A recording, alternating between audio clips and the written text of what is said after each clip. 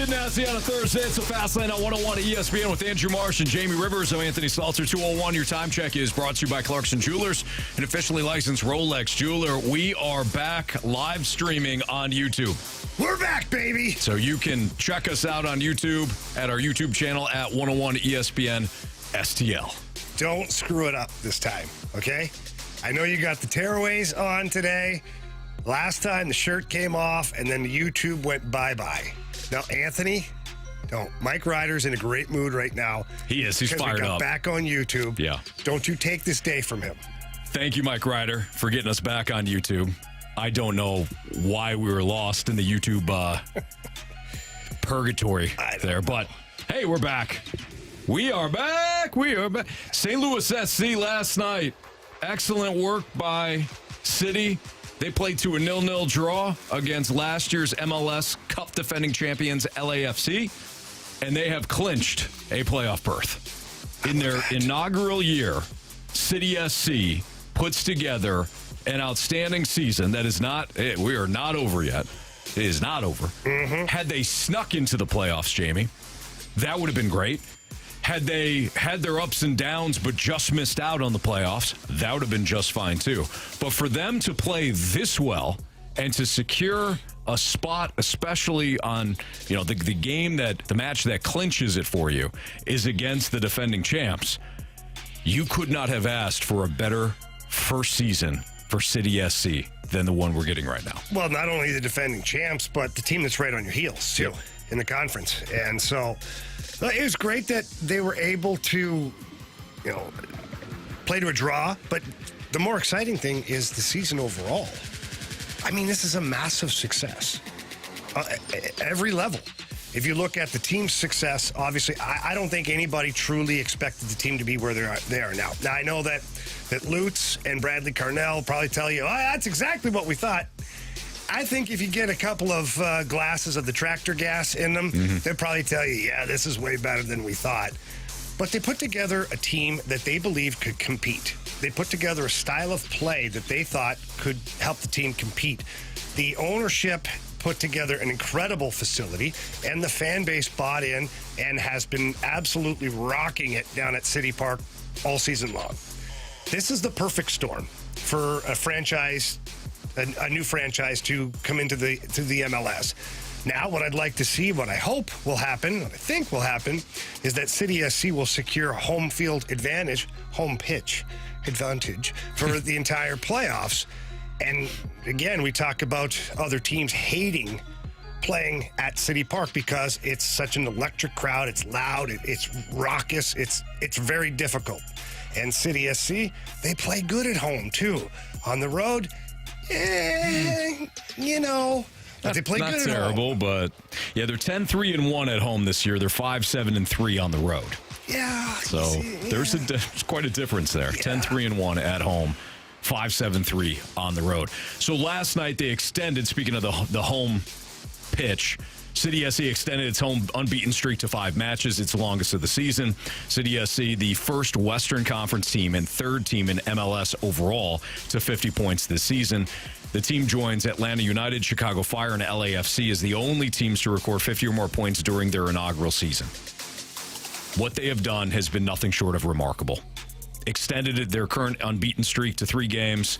And as we mentioned before, they're 10-3-1 at City Park in MLS action. And Roman Berkey, who has been just so filthy good, was once again so filthy good last night. 8th clean sheet of the season, tying him with only 3 others for the 5th most clean sheets in the MLS this season. Dude's awesome. He has been the backbone for this team. He has been. I can't imagine where City SC would be without Roman Berkey. He stood on his head many, many games, making great saves, several saves in a row. He's a leader out there. You can tell that he's got that fire in his belly. You can tell he probably is a guy that keeps his teammates straight and makes sure they know what the hell they're doing. But Roman Berkey is exactly what has you in the playoffs right now. There's games, Anthony, we've seen it. Games with 6, 7, 8, 9 shots on goal. I mean, that's kind of unheard of when you're playing this sport of soccer. And yet Roman Berkey's still putting up clean sheets. I didn't get as much action last night. That's a credit to the team for taking away opportunities. But whenever he's called upon, he's there, man. He is. He comes up with one or two big saves every single match. Seemingly one in like each half. One to keep the opponent off the scoreboard and keep things calm and maybe tied. And then one in the second half to save a game or to save a potential draw. Yeah, they're big saves. Instead of, securing a victory. Yeah, it's not like it's a 7-2 game and he makes a big save. Right, no. No, it's like when the game's on the line, you're up by one, you're tied up, whatever it is, and he comes up with a big save. Yeah, he's the guy that the team is down by one, and he hits the 2-run shot in those moments, or the game is tied, and he hits the big 2-run shot to put his team above. It's not like the team's up 7-deuce. No pressure. Then he hits his solo home run. He gets his cookie. Tom Timmerman on Twitter said, I don't know if it's mathematically possible for City SC to finish 9th at this point. I don't think it is. But there will be at least one playoff game at City Park. The first round is best of two of three, with the better seed getting 2 games at home, lower seed getting the 1. Other rounds are single games. So that's Tom Timmerman on Twitter. It's important that they secure home field advantage. Oh, it's huge. Home pitch advantage. When you describing the records, essentially 10-3 at home and 5-7 on the road. There's a couple of draws mixed in there too, but. Yeah. And this is all in MLS because I know they've played some other games at City Park. They've played other non-MLS teams. Those don't matter. That doesn't count. They don't matter. They don't count. Well, a lot of times. They don't matter. We were just talking about Roman Berkey. I don't think he played in any non-MLS games. I wouldn't have played. I'd have had him wrapped in bubble wrap. Yeah. Security guard, making sure that he doesn't even cut his own food. No kidding. I got that for you, Roman. Just in case he cuts a finger. What is that, a filet mignon? We got it for you. No problem on that. Smaller bites or larger bites, Mr. Berkey? This is why we have the lower levels. Somebody, come here. You cut that for Mr. Berkey. Kyle Hiebert will join us at 3:30. We'll talk to Kyle Hiebert on what it means to secure a playoff spot. And I think, Kyle has been very honest with us. I know that they had high hopes coming into the year, but I would be interested to know, now that they have clinched the playoffs, all right, take us back to preseason. Take us back to your first sit down with your coaching staff. What were the goals that were discussed? If he's willing to share, I'd be interested. Because there was almost an introduction to, hey guys, this is what we're doing, this is how we're building it, and here are our goals in our inaugural season. And I would love to know, if Kyle's willing to share those, what they were. I know they're confident. I know that this was a team that felt as though they had enough pieces to make things interesting. But to sit here where we are now, where they are in the standings, 50 points on the year, with the potential of hosting games at City Park, I can't imagine that was the exact outline. Well, it might have been the outline, but it may not have been the realistic expectations. Sure. Like I said, get a little truth serum in these guys, and they'd probably be like, we would have liked to have just not finished last. Yeah. Which, if they did, we would still be talking like, okay. Well, if they did, first season, a lot of bumps in the road. Okay with it, and the fan base still would have shown up for the games. Certainly. So City SC, again, they played to a 0-0 draw last night. Next game, City SC will travel north for an away clash with Minnesota United FC. That'll be on Saturday, September 23rd. So in a couple of days here, they're going to play in Minnesota, and they'll put that road record back to the test here. I mean, hopefully they can get a couple of road games too, where they pick up some victories or maybe some draws, and they can have that confidence on the road too. That's on Saturday. And they lost to Minnesota FC earlier in the year, didn't they? That was their first loss. And we know that because of the Gauntlet. That was on the Gauntlet the other day, wasn't it? Yes. So have they played them again since that point? Do we know? Or is this just going to be the second Sorry, I'm second looking match? up something else here. So they lost 1-0. Yeah, that was it. That was the only game. If City SC finishes first in their conference, they will be the most successful inaugural franchise ever in the MLS.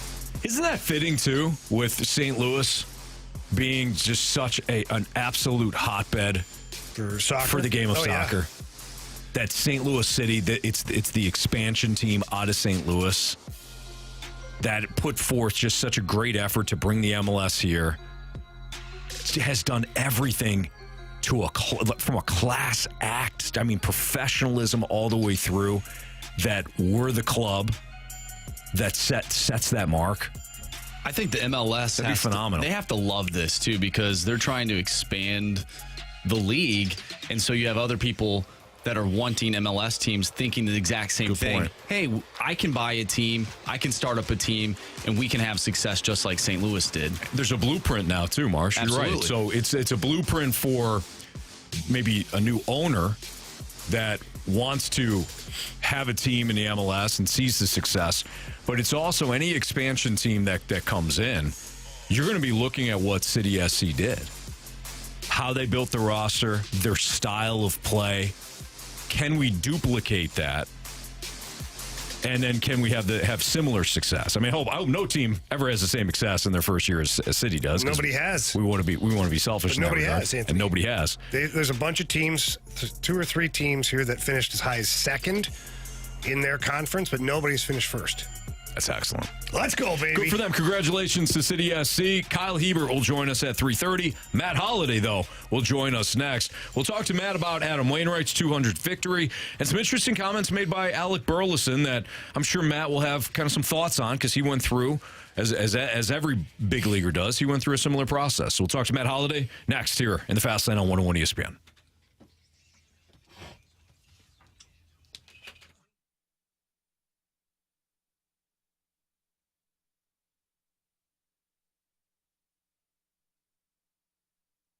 Anthony, our friends over at FanDuel Sportsbook, they're always taking care of our listeners. And right now, new customers. So if you haven't signed up before, shame on you. What are you waiting for?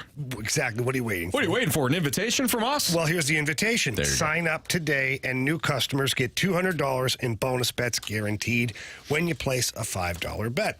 Anthony, that's $200 in bonus bets, win or lose. Don't stay on the sidelines. You've been watching these games. Maybe you feel like you can, top what we're doing here in the Fast Lane in terms of your predictions. Well, hey, try it out. FanDuel's got the app. It's easy to use. It's safe. It's secure. When you win, you get your winnings paid instantly to you. So maybe you're looking at the Sunday slate and you're circling Jamie's Lions, who are laying 3 points against my Falcons. You say, this is a bounce back spot for Jamie's Lions.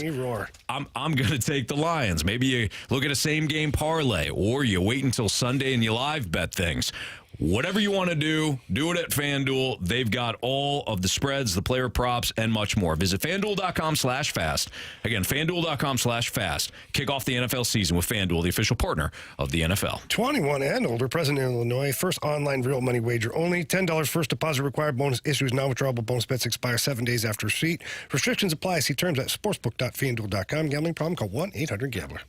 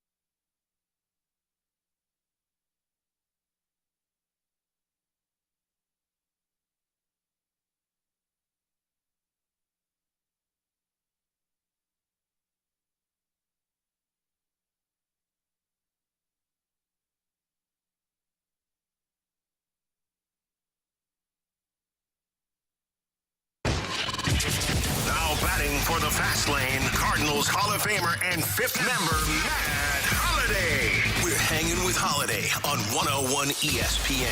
Powered by Air Alliance Team Heating and Cooling. Getting the job done quickly, correctly, 100% of the time.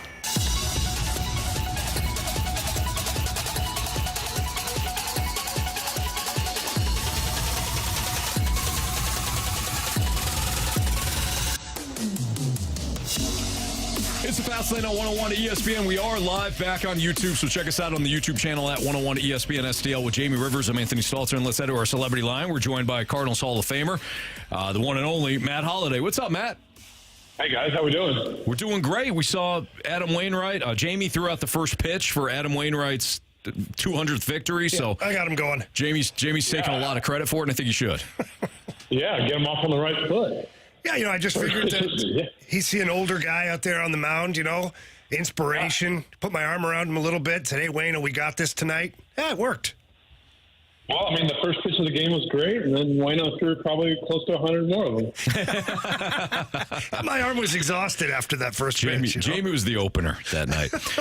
Matt, knowing Adam Wainwright, who is one of your dear friends and, of course, former teammates, knowing what he has gone throughout his career with the injuries and the battling back, and what do you think this victory means to him? Well, I think it means a lot. I think that, in a season where the team is not played well and his body has been banged up, for him to get the 200th win and what probably, or could be his last outing of his career, I know it was really important to him. So pretty exciting, pretty awesome way to finish, maybe his career on a note like that. So the way the crowd reacted, the way his teammates, it was a really cool moment. I think it did mean a lot to him to get that 200th win. Yeah, he didn't just get the win either, though, Matt. Like, it's one thing to limp across the finish line, get your 5 innings in, and then cross your fingers that your team can keep the lead for you. He went 7 scoreless. Yeah. It was an awesome performance. Just the performance alone, for me, was something that I just absolutely love being there and being in the moment. Yeah, I think it was symbolic of his career. Just coming up big when he needed it. He's just been such a big game pitcher and such a stud of a guy and a performer. For him to get 7 innings, against a team that's going to be in the playoffs and in front of the home crowd and get that 200th win, it was pretty awesome. So I'm thrilled for him. Talked to him the other day, yesterday, and he was pretty thrilled about it. And so it's been an amazing career. It'll be strange to think about a Cardinals organization and a Cardinals team without Wayno and Yachty, and things will obviously look a little different next year without Adam. But he's been a tremendous Cardinal, a tremendous ambassador for the city and for the MLB in general, and one of my favorite people. Matt, the other day after the 200th win, I just said, in my opinion, I think that was the perfect exclamation point for Wayno. I don't see the need for him to get back on the mound at all this season, but Wayno's Wayno. He'll do what he chooses to do, and certainly I respect that. But I'm going to go in a different direction. I also predicted that Wayno was going to DH again or get an at-bat. I know you're just talking to him. Do you have any insider information for me on that? We didn't talk hitting, and listening to how his body feels, I would, if I was you and you have any money on that anywhere else, I would try to get it back. Well, good thing I don't have any money. That's great. Yeah. So, I think it has been, obviously, when you play this long, it takes wear and tear on your body. And I think he's asked just about all he can ask out of his body. And I think he's leaving the game knowing that he left it all on the table and is sort of exhausted several parts of his body that I think might limit his batting, his chance at hitting. I think he would probably opt out of that. Could I see him pitching an out or 2 or 3 in the last game of the season? I think that's more likely. Matt Holliday joining us right now on the Fast Lane on 101 ESPN. Matt, I wanted to read you some quotes by Alec Burleson and then get your thoughts on it. Alec Burleson said, Turner Ward, we butted heads a lot this season because he was trying to break through. I was very stuck in my ways, and I think we can both rightfully say what got me here was my hitting and my approach, but obviously it's a different game here. I don't think that Alec Burleson is trying to be, a jerk or try to downplay his coaching or anything like that. I think that this is something that for all young hitters, or we talked about Justin Fields yesterday, Jamie, the quarterbacks, where you know what got you to this point, but your coaches also know what it's going to take to keep you in the big leagues. Mm-hmm. How difficult is that to balance the two? You're a hitter, you know what you can do, but this coaching staff's like, yeah, some of this is not going to work in the big leagues. How difficult is it to kind of trust what you're getting from the coaching staff when it doesn't necessarily feel right to you body-wise?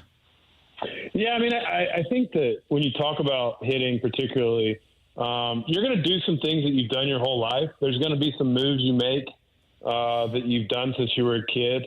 But there is going to have to be some, sort of tweaks, and you're going to have to get into positions consistently that allow you to have success against the best pitchers in the world. And there's some things that you can get away with maybe in AAA and in the minor league.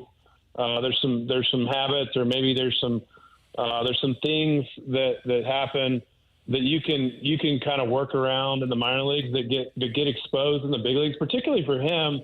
I would say that he's gonna be a guy that's gonna have to hit for some power. He's gonna have to have a high slugging percentage just because of the positions that he plays, and so I think that in looking at his OPS and some of those things, he's gonna have to produce a little bit higher of an OPS if he wants to be an everyday player in the major leagues. And he had produced in the minor leagues, and what had got him there, I think was good enough. But I do think that. You have to continue to get better, to make tweaks, to listen to coaches, to analyze your own swing, to figure out where I need to, how do I get in a better position to drive the ball to be a more productive player. So I'm not sure, the insight on that. But I just in listening to that comment and the question you asked me, I would say that it is a fine line between being who you are, but you have to, be able to adjust at the major league level. So just putting Alec Burleson, the player, aside, let's just take a player that is his age and in his position. How hard is it for the hitting coach or the manager to get the buy-in? I mean, you work with young guys all the time, and like there's a certain power struggle between what you did to get there and now what you need to do to stay here. How hard is that for the coach? Well, usually, Jamie, results will make you more coachable. I think that we're all more willing to listen to advice when things are not going well. And so I think hitters in general get humbled. There's going to be periods in the season. Even the great hitters go through stretches where they feel like they have no idea what they're doing, and they need a voice. They need somebody to bounce things off of. They need somebody to say, hey, I was watching your tape, and this looks different, or this looks off. This looks different than when you're going good. So I think that's the job of a hitting coach, is to be able to say, hey, here's what I see. Here's what you're doing really, really well. And then here's, maybe a tweak or a minor adjustment we can make. I don't think that you can make major adjustments in season as a player in the major leagues. I think it's very difficult to incorporate a big move or a big maybe stance adjustment or hand placement adjustment. It's tough to make big moves during the season, but I do think you can make small tweaks, and I think a good hitting coach can spot little things that hitters have to be willing to give it a go. But I can tell you from personal experience, when you're not doing well, when you're not getting the results that you want, you're willing to try little things or make adjustments because it sucks to not do well. And so, again, this is just specifically speaking. I don't know the backstory of his particular case, but usually you have a pretty good chance to coach guys when they're in a rough spot. Matt, great stuff. We know that you got another interview coming up, so we appreciate the time. Have a great rest of your week and a great weekend. We'll check back with you next week. Sounds good, guys. Good talking to you guys. You too. Thanks, Matt. See you, Matt. All right. See you. That's Matt Holliday, Cardinals Hall of Famer here in the Fast Lane on 101 ESPN. We're going to dive deeper into Burleson's comments and some things that Matt said, but I don't envy any young player in any sport that has the athletic ability to be a professional, and then a coaching staff comes in and says, hey, listen, love what you're doing. We got to tweak some things. And then you trusting the process, knowing that it's going to make you better in the long run. And it goes back to our conversation yesterday about Justin Fields. You can't go out there and do what you did at Ohio State and succeed at the NFL level. The defensive coordinators are too good. The defensive players are too good.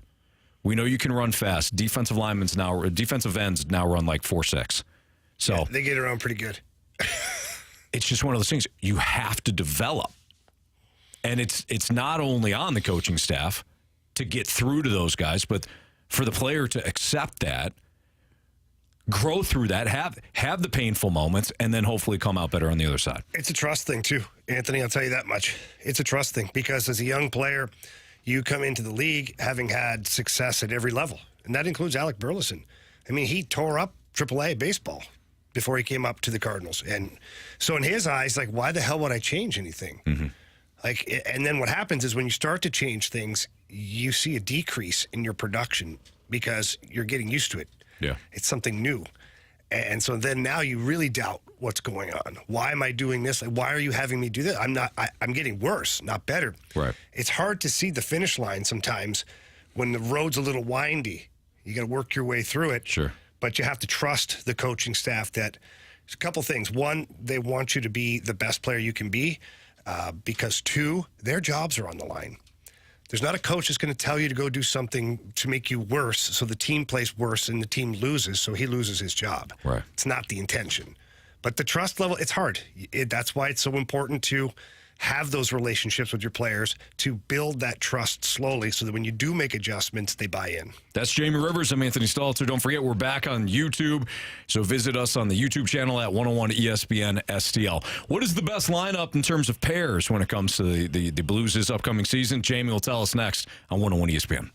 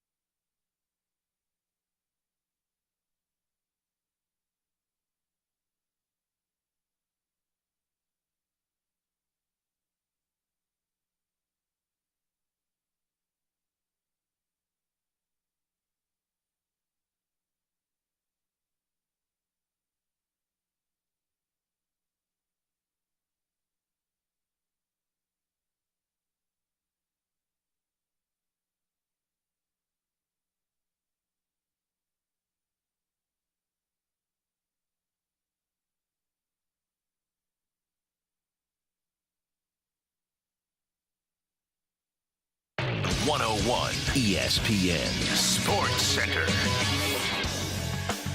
I'm Andrew Marsh. It's time for a Sports Center update brought to you by Saliga Heating and Cooling. City SC clinches a playoff spot in their inaugural season after playing to a 0-0 draw last night against LAFC. City remains at the top of the West with 50 points. They'll be back in action on Saturday, taking on Minnesota with a 7:30 start time. After losing last night 8-2, the Cardinals lost again today to the Milwaukee Brewers by a final score of 6-0. We just talked with Matt Holliday. If you missed that interview, make sure you go to 101ESPN.com or check out the 101 mobile app. But we're going to get into some Blues hockey. That's coming up next. I'm Andrew Marsh, and the Sports Center update is brought to you by Saliga Heating and Cooling, an independent American Standard heating and air conditioning dealer.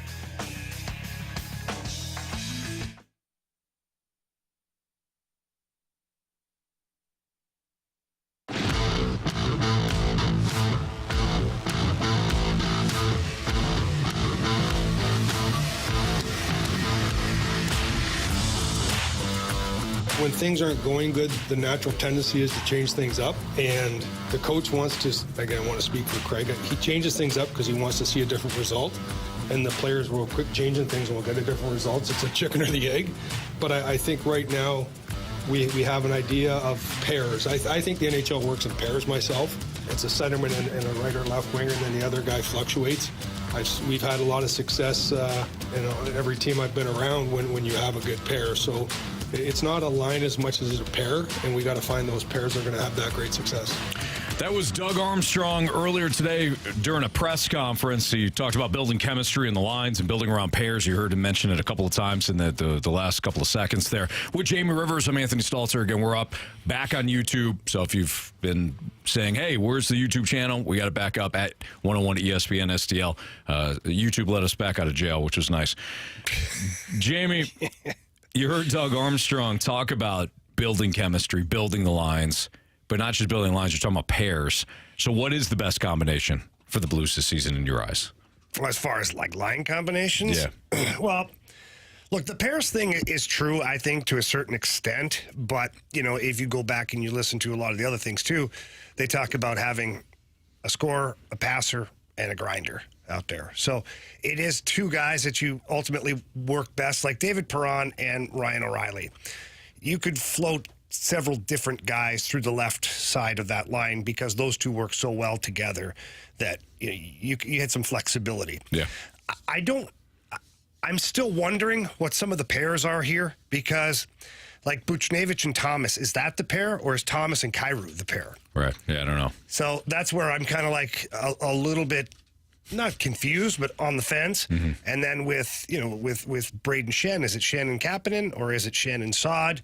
And then you've got Sammy Blais that was on the right wing with Kevin Hayes today, with Bolduc on the left wing. Bolduc is probably not going to make the team out of camp because Verana was on a different line as well. So you have a lot of testing the waters right now. But I do think what Craig Berube's trying to do is get some lines that look pretty close to what it's going to look like for the regular season and start to build some of that chemistry. And we do know that the Buchnevich-Thomas-Kyrou line, they have had some success. Over the past couple of seasons, whenever they're together, they've had big pockets of success. And I'm intrigued by that line. I think that's definitely your first line. That's your goal-scoring line. That's your offensive punch, all put into one bucket. And you're like, here you go. Let's go. Good thing about it, too, though, Pavel Buchnevich, he's a really good defensive-minded player. Mm-hmm. He's a full 200-foot guy. Robert Thomas is still working on that, still expanding his game. I think he's better defensively than what was led to believe last year, because the year before he was really good. The year before he started establishing himself as taking faceoffs last minute of the game, big faceoffs out there on the ice alongside Ryan O'Reilly, but taking the faceoff. So Robert Thomas is ready to make those strides forward. I think that he just has to continue to be consistent with it. And I think sometimes these young guys, they're looking for the cookies, which is all the points, and they forget sometimes that you have to have the puck to score the goal. Right. How do you get the puck back? Well, you got to take it from the opponent, or you got to cause them to turn it over. And I think that they're learning that. And Jordan Kyrou, we're going to get into Jordan Kyrou a little bit more in the show, probably 3 o'clock hour, because JR had a great piece in The Athletic. And his maturation process is speeding up, too. as a young player. He's recognizing the importance of playing on both sides of the puck, being competitive, making good decisions. So I really like that combination. Saad, Schenn, and Kapanen, I think we saw that one coming a mile away. I think that that's kind of what it has to be. The only other version I could see of that would be Vrana, Schenn, and Kapanen. And that's if you want to try and really add some more offense, maybe a scoring line, number 2. And then, Saad, Hayes, and Sammy Blais up there right now with those guys. I think that's a reward for what he was able to do in a short period of time last year for the Blues. I also think it is a tryout, literally. Can he handle playing top 9? Is he the guy? Can you do that? Because on my scorecard, I have Sammy Blais starting the season on the 4th line. Mm-hmm. No disrespect to Sammy. I just think the fit is better. Having maybe Sammy Blais, Oscar Sundqvist, Torpchenko, that's kind of a good 4th line. But, this Nick Ritchie, this one's going to be an interesting scenario here because Craig Berube today talking down at Centene, he really likes him. And when we bring a guy in on a PTO and the coach is already talking about how much he likes a player, like the writing's kind of on the wall that unless he gets a better contract from a different team, he's probably going to be in your lineup. So where does he go? I mean, if that's the case, like we talked about Mackenzie McEachern, he's going to have his hands full. Zach Dean, he's going to have his hands full. Nathan Walker, these are all guys that could find themselves on the outside looking in. And, Jake Neighbors right now on the 4th line. Jake Neighbors is also a guy that could find his way up to playing with Kevin Hayes. Mm-hmm. So I do think that there are some pairs as far as some guys that pair up well together. I don't think anything is etched in stone yet. It's also the first day of training camp. There's a lot of things you try, a lot of things you think are going to be great that 4 days into camp, you're like, yeah, that didn't work. We're on to the next page. Mm-hmm. But it'll be fun. It's going to be fun. One thing I do like is that this lineup, top to bottom, has really good depth. Jamie, how is when we talk about like line combinations and things like that, we tend to just kind of circle the one that is hot in the moment and say, boy, the chemistry is there. This is the best line. And then before long, Berube or any hockey coach is kind of switching things up. How important is having chemistry among a line? Or is that one of those things where it's more a media and fan driven thing, and it's not real. It's just you work with whoever's on the ice together. Yeah, no, it's really important. Among the forwards too? Yeah. Most importantly, yeah. I mean, you have to know where your line mate is going to be at all times. You have to know what his thoughts are, why he's doing certain things. And I go back to Perron and O'Reilly because those guys knew exactly what the guy was trying to accomplish, where he was going to go next, and what he wanted you to do. And it just makes a huge difference. And we've seen it even last year. We talk about pockets of success. How about some of the string of games that Booch, Thomas, and Kyrou had there for a while? They were scoring every freaking game. Mm-hmm. That's not just you throw a couple of guys together and you go, oh, maybe it'll work, maybe it won't. There's chemistry there. You get to know the tendencies of your line mates. Just being with each other at practice every day, you know where they like to puck. If it's a one-timer shot, he's set up. Does he like it in the middle? Does he like it on the front leg? Does he like it more towards the back? Where does he get more power? Does he like to get the pass on his backhand rather than shoot the one time? Like, you learn so much about your line mates. Hell, you even know which way he's going to turn when he gets into the offensive zone. If he's in on a forecheck and he gets in first F1 and he makes contact, where is he going with the puck? Well, I know that he likes to go to the corner, feed it to the middle of the ice. Yeah. Now I better be in the middle of the ice. So chemistry is massive when it comes to lines playing together. And even so on the back end, too, for your defense partner. You really have to know where your partner's going. If you got a guy out there that you've never played with before and you're not really used to it, it can make a difference. That one split second of looking at each other, not knowing who has who, that's a backdoor tap-in. Sure. You can't have that this year. We have a lot of Blues coverage throughout the course of the show today. Chris Kerber, the voice of the Blues, is going to join us at 4:15. Well, Jamie just mentioned Jordan Kyrou and the article that Jeremy Rutherford of The Athletic put together. He kind of gave us a tease. Well, that article is out, and we'll talk about Jordan Kyrou and his improvement in terms of his all-around game. We'll also discuss what does the next steps look like for guys like Kyrou and Robert Thomas. That's all coming up throughout the course of the show. And don't forget, Kyle Hiebert of St. Louis City SC joins us at 3:30 following City SC clinching a MLS playoff berth last night. Thursday night football is vastly important, in my eyes, for one player. Tell you who. Next on 101 ESPN.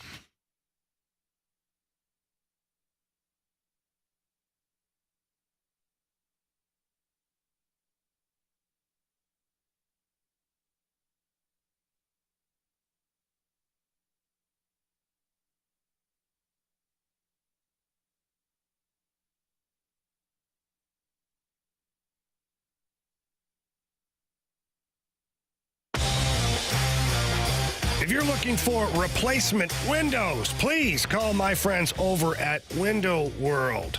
Window World, they're ranked #1 in number of windows sold in the country by Qualified Remodeler magazine. And in just over 20 years in business, they've improved the look and thermal efficiency of over 70,000 customers in the St. Louis area. Thermal efficiency, what is that? That's where the hot stays out in the summer and the cold stays out in the winter. That means they give you a great window. In fact, their window is a double-strength glass that's just not commonly found in replacement windows. And not only are they durable, but I stood on one in the warehouse and kind of bounced up and down, and it did not break. But if it does break, for whatever reason, they've got you covered. They've got the lifetime warranty that covers all the parts, the glass breakage, and the labor.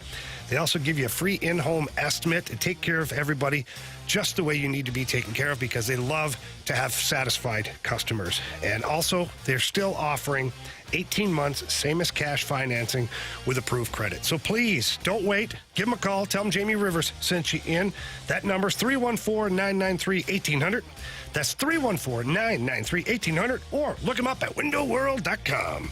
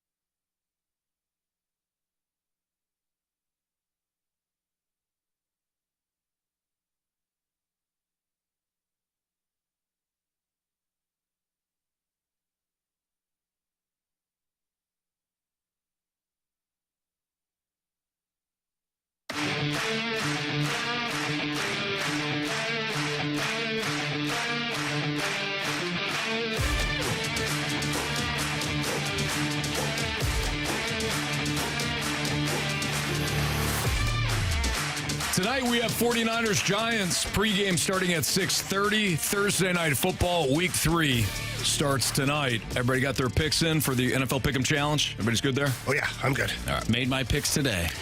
We're all on the Giants, right, guys? Giants are the team tonight. Yeah.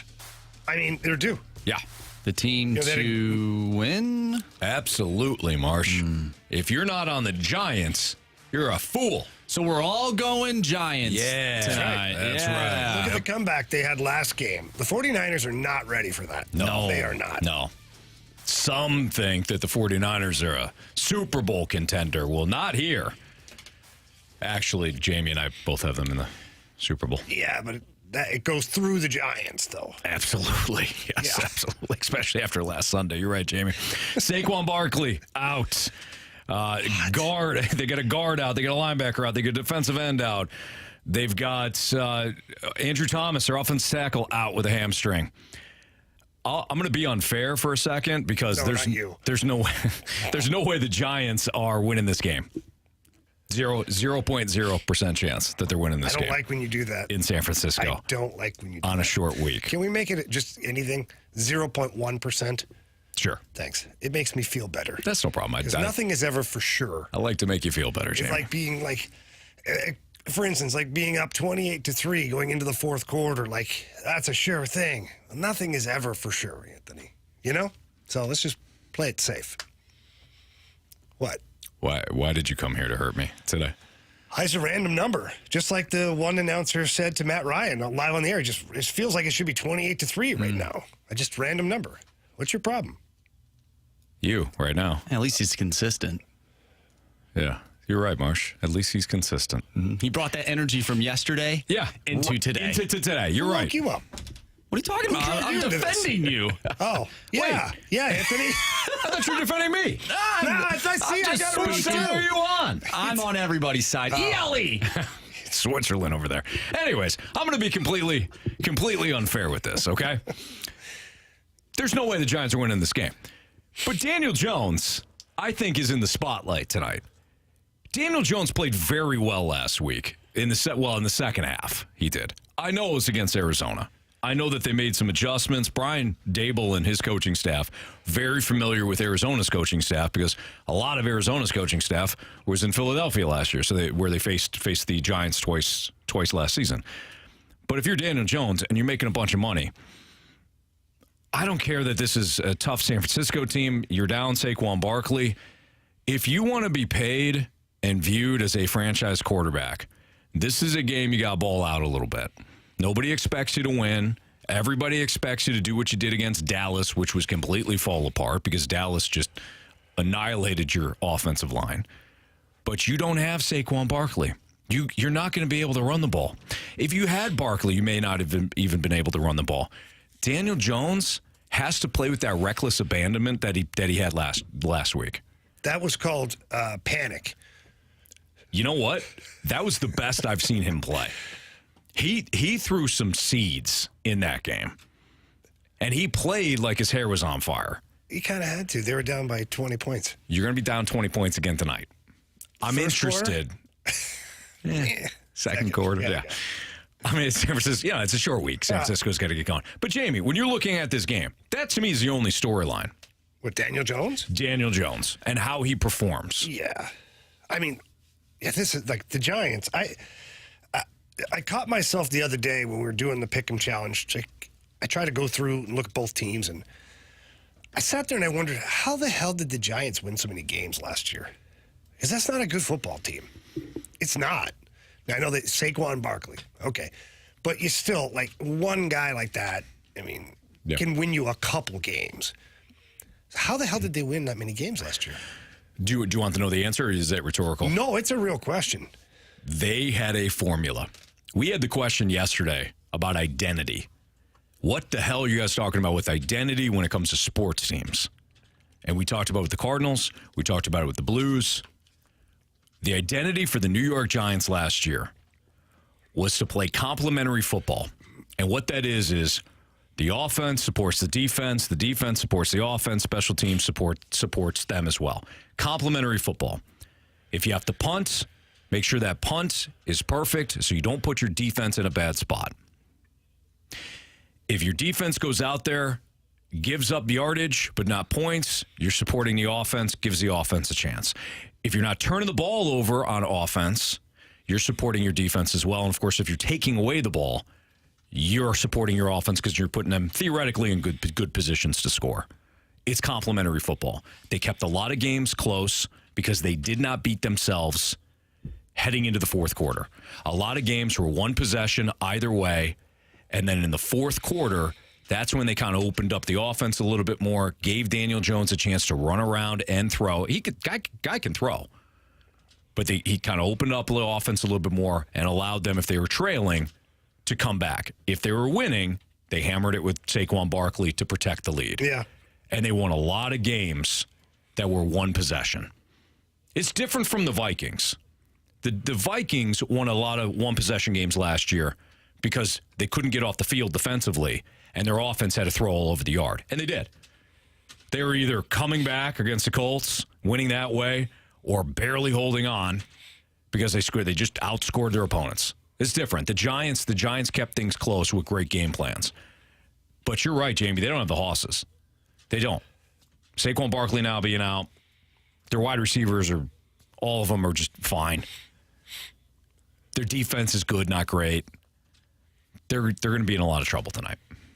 So we're taking the Giants. Everybody good? Absolutely. Yeah, all right. I'm all in. It's Fastlane on 101 ESPN. Can Jordan Kyrou improve his all-around game? We'll talk about that next and why it's important here in the Fastlane on 101 ESPN.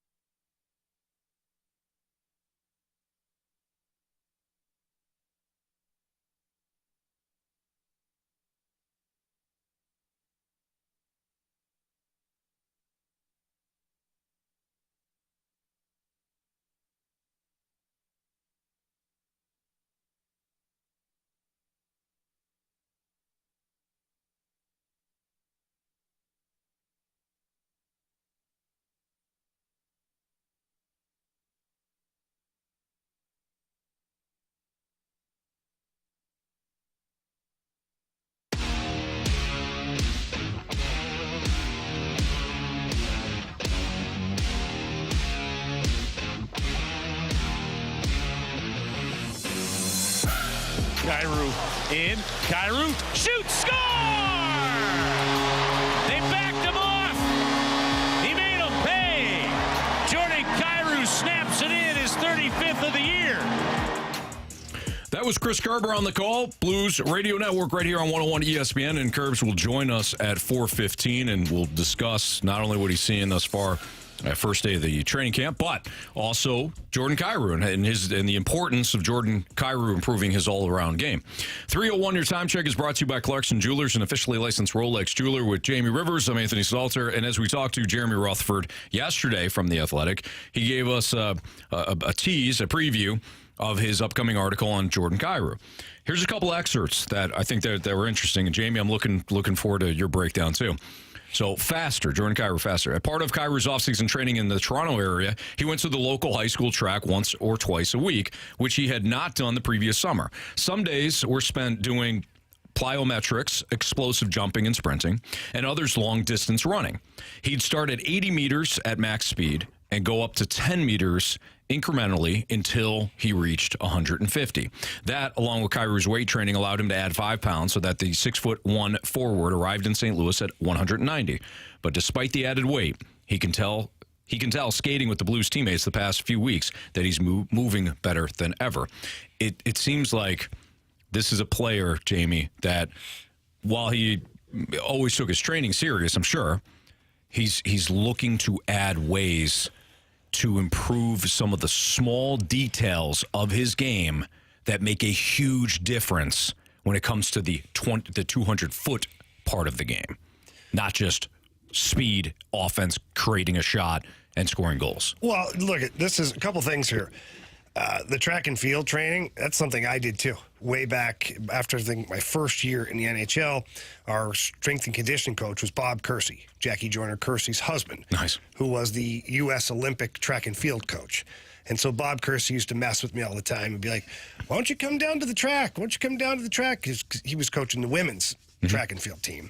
And so finally I was like, all right, I'll go down to the track, see what's going on here. Lace up the shoes, go run with some girls, you know? They smoked you. My God, did they bury me. They buried me.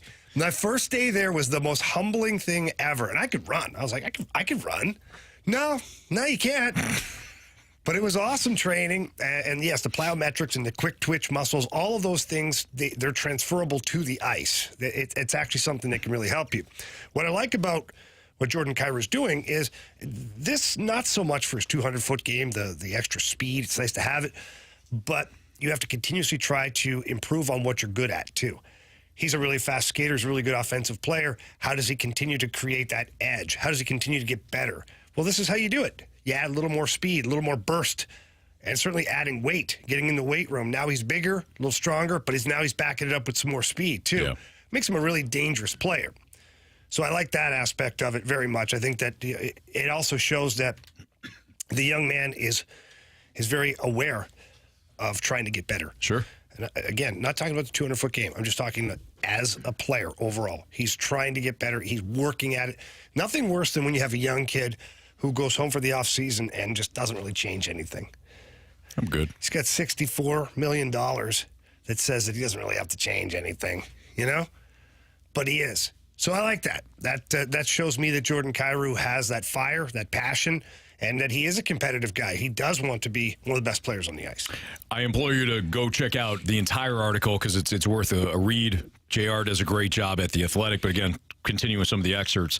I feel quicker and like I can maintain it longer, Kyrou said. If you can put weight on and keep up that same speed, that's what you want to do. That helps you get into position quicker, get guys quicker, get two guys quicker. That helps in all aspects of the game. The other thing that I wanted to ask you, Jamie, is when you're looking at this article and you're looking at Kyrou's game, Kyrou believes he's gotten better defensively. When it comes to studying not only yourself, but also having a better understanding of your opponents, I'm assuming that he needs to also put in more video work. Yeah, so look, we just talked about how he's maturing and his quotes and his extra work and all that. There's always room to grow. There's always room to grow. And I know that Jordan Kyrou is very aware of what everybody on the outside is saying. that he's just an offensive guy. He doesn't play good defense. He doesn't try defensively, which I don't agree with, because not knowing what to do is different than not trying. Now, sometimes there could be a lack of effort in a certain situation, but overall, I just think Jordan Kyrou has to identify situations better. Yeah, we've talked about this before, to where the last 3 minutes of a period, is it better to try and toe drag this guy inside the blue line in my end, or should I chip it off the wall and let my teammates get it, or outskate this guy for the loose puck, outcompete him for the puck? Well, the answer is B on that one. At times last year, he chose answer A. Tried toe drag guy, put it through a guy's legs, get it knocked down. All of a sudden, goal horn goes off. It's the back of your net. Same at the offensive blue line. Last 3 minutes of a period. What are we doing here? Are we trying to cut through the middle of the ice and hopefully score a YouTube highlight reel goal? Hopefully, the big word. Or do we chip it down in the corner, go get it, maintain puck possession, cycle the puck down low, eat the clock up, and get a victory for your team? Obviously, again, the answer is B on this one. So this is where those decisions for Jordan Kyrou have to happen in real time on the ice. So who helps him with that? Well, this is the coaches. And Jordan Kyrou has to help himself with this. He's got to have a certain discipline in his brain to where he's wired to do the right things. And that's where the coaching comes into play. So if I was coaching Jordan Kyrou, and I know the Blues are doing a great job of working with him situationally, every time that he made a solid, smart hockey play within the 5 minutes at the end of the period, I'd have that clip. I'd put together 8, 9, 10, 11 clips of what it looks like when you're doing something right. Then you pick one or two where he didn't do it right. So now the player has a clear visual of what it looks like when he does the right play. He also has a clear visual of what he shouldn't be doing in those moments. And it's not just at the end of periods. It could be anything. It could be a time where he's out on the ice, on the road against McDavid and Draisaitl because they have last change. How did he handle that situation? What was his style of play in that moment? Was he loosey-goosey? Was he high risk? Or was he buckled down competitive, keeping it along the wall and staying competitive? So you take the video and show him that. And this is where I think Jordan Kyrou, the maturation process, getting back to that, he still has work to do. Because he said in the offseason that there's no real way to work on those areas of the game in the offseason because you can't recreate the game situation. This is where I push back on Jordan Kyrou. Yes, there's plenty of ways. He was up in Toronto, worked his ass off, all that stuff. But we have Zoom now that you can just click a little button and it puts you in touch with your video coach. And your video coach can play video highlight reels of your plays and good plays and bad plays. And you can go over them together being in different countries. Jordan Kyrou needs to get doing that. He needs to be proactive with his career from the extra work. So that almost seems like a young quarterback. Get in the video room. Learn what you're doing. Learn about what you're seeing from your team, what you're seeing from the opposition, how they're playing you. All of this stuff are elements that Jordan Kyrou can use to his advantage. So I didn't like the fact that not really much you can do. I'll disagree with you on that one, Jordan, because today's technology gives you plenty of ways that you can continue to improve your game.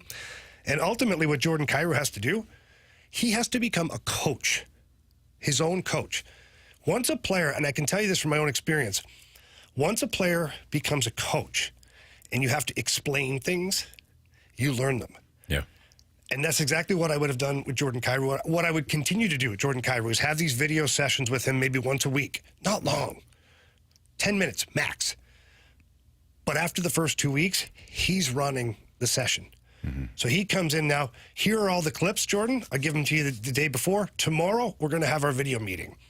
It's your meeting. You're going to tell me what you see, good, bad, whatever. Improvements, how the other team's playing you.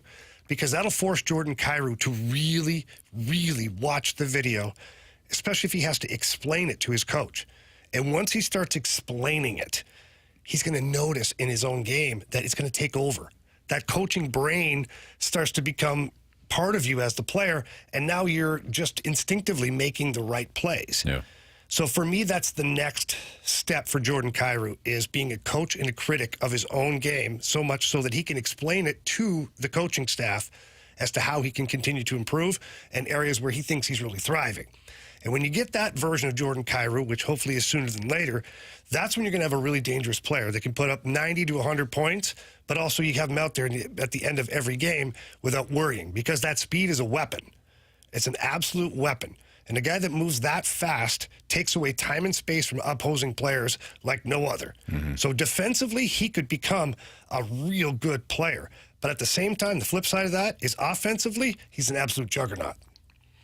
Expanding off what you said and talking about the situations, those game situations that you can't really create in the offseason, after hypothetically looking at this video, are there drills that players can go off? I know you work with skills and whatnot, but are there drills that you can work on the offseason that can replicate what they need to do in late game situations? Yeah, it's a tough one.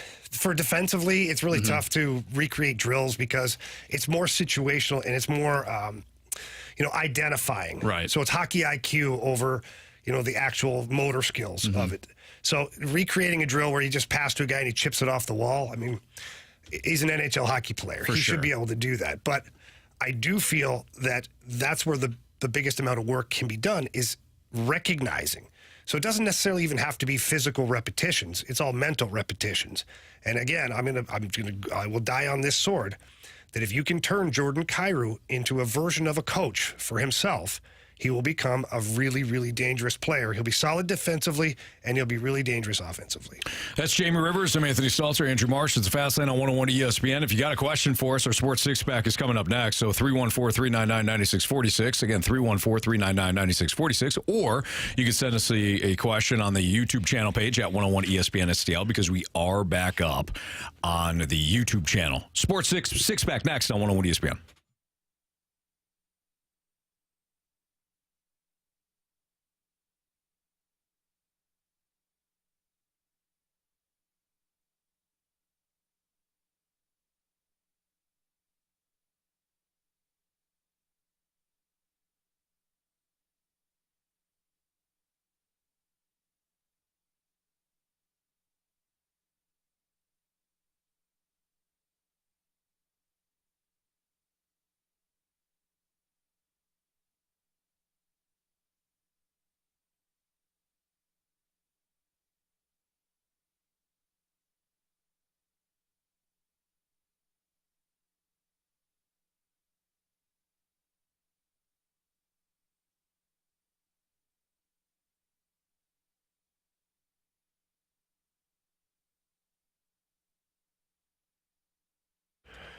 Save money on your car and home insurance with Allstate Insurance and the Tracy Bibb Agency. That's right, Tracy Bibb and the Bibb Agency. They're going to give you that personal attention that you deserve. And so many people get into certain situations, whether it's a fender bender, whether it's a roof that goes flying, whether it's something to do around your home, and you have to then call and ask questions or get into action with your insurance. Most people don't know their agent. Their agent doesn't know the policy. They've got to go research things. They're not really necessarily ready to help you. Then you talk to somebody new. It's another 1-800 number, and you just get the runaround, and it's possibly one of the most frustrating things in the world. Well, you don't get that with Tracy Bibb in the Bibb Agency. You get a hold of one of their representatives. They talk you through it immediately. They remember what's going on. They want the best for you and your family, and they're going to make sure that you are properly covered, and they're going to fight to get you the best possible rate. So please call Tracy for a free non-committal quote. That number is 314-328-4260. That's 314-328-4260. It's no fib. You're in good hands with Tracy Bibb.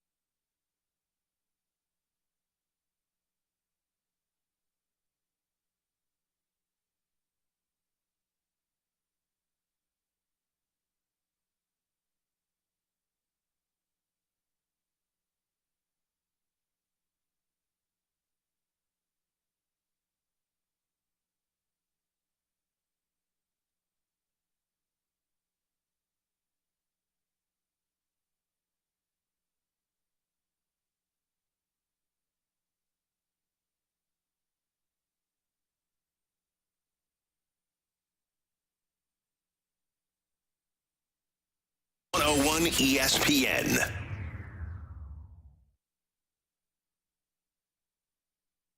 I want to ask you a bunch of questions, and I want to have them answered immediately. Asking me all these weird questions. Answer the question. Answer the question. Answer me! The Sports Six-Pack is refreshed by Maggie O'Brien's, your go-to Irish pub in St. Louis for over 42 years. With Jamie Rivers, I'm Anthony Stalter. It's a Fast Lane on 101 ESPN. Here's Andrew Marsh with your questions for the Sports Six-Pack. All right, we were just talking about Jordan Kyrou. We get a text from the 636. Jamie is spot on. Jiu-jitsu is very similar once you coach situations and submission, defense, and chaining. You become a technician situation at a different level. I wanted to ask you guys, have you guys ever done any type of jiu-jitsu or any type of martial arts in your life? Oh, yeah, I used to do it all the time.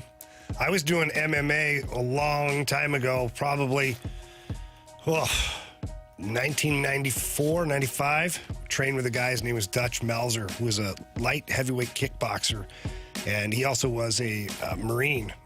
And so we started training, basically doing MMA, fighting. Not punching each other full throttle in the face, but getting after pretty good. The grappling was great, especially for like hockey fights. Yeah. You want to grapple with balance, counterbalance, tying guys up, the arms and all that stuff. And of course, you get a little more adventurous, start getting into some submissions and chokeholds and arm bars and things like that. I absolutely love it. I love it. It's a lot of fun. It can be dangerous too. But it was a big part of my life for a long time.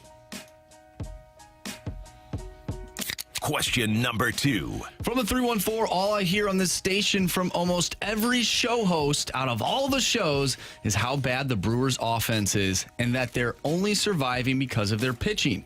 But that bad offense always seems to put up points on the Cardinals, and not just this season and not just against the Cardinals. So how in the hell do they have a bad offense? They don't. They have a great offense against Cardinals. What?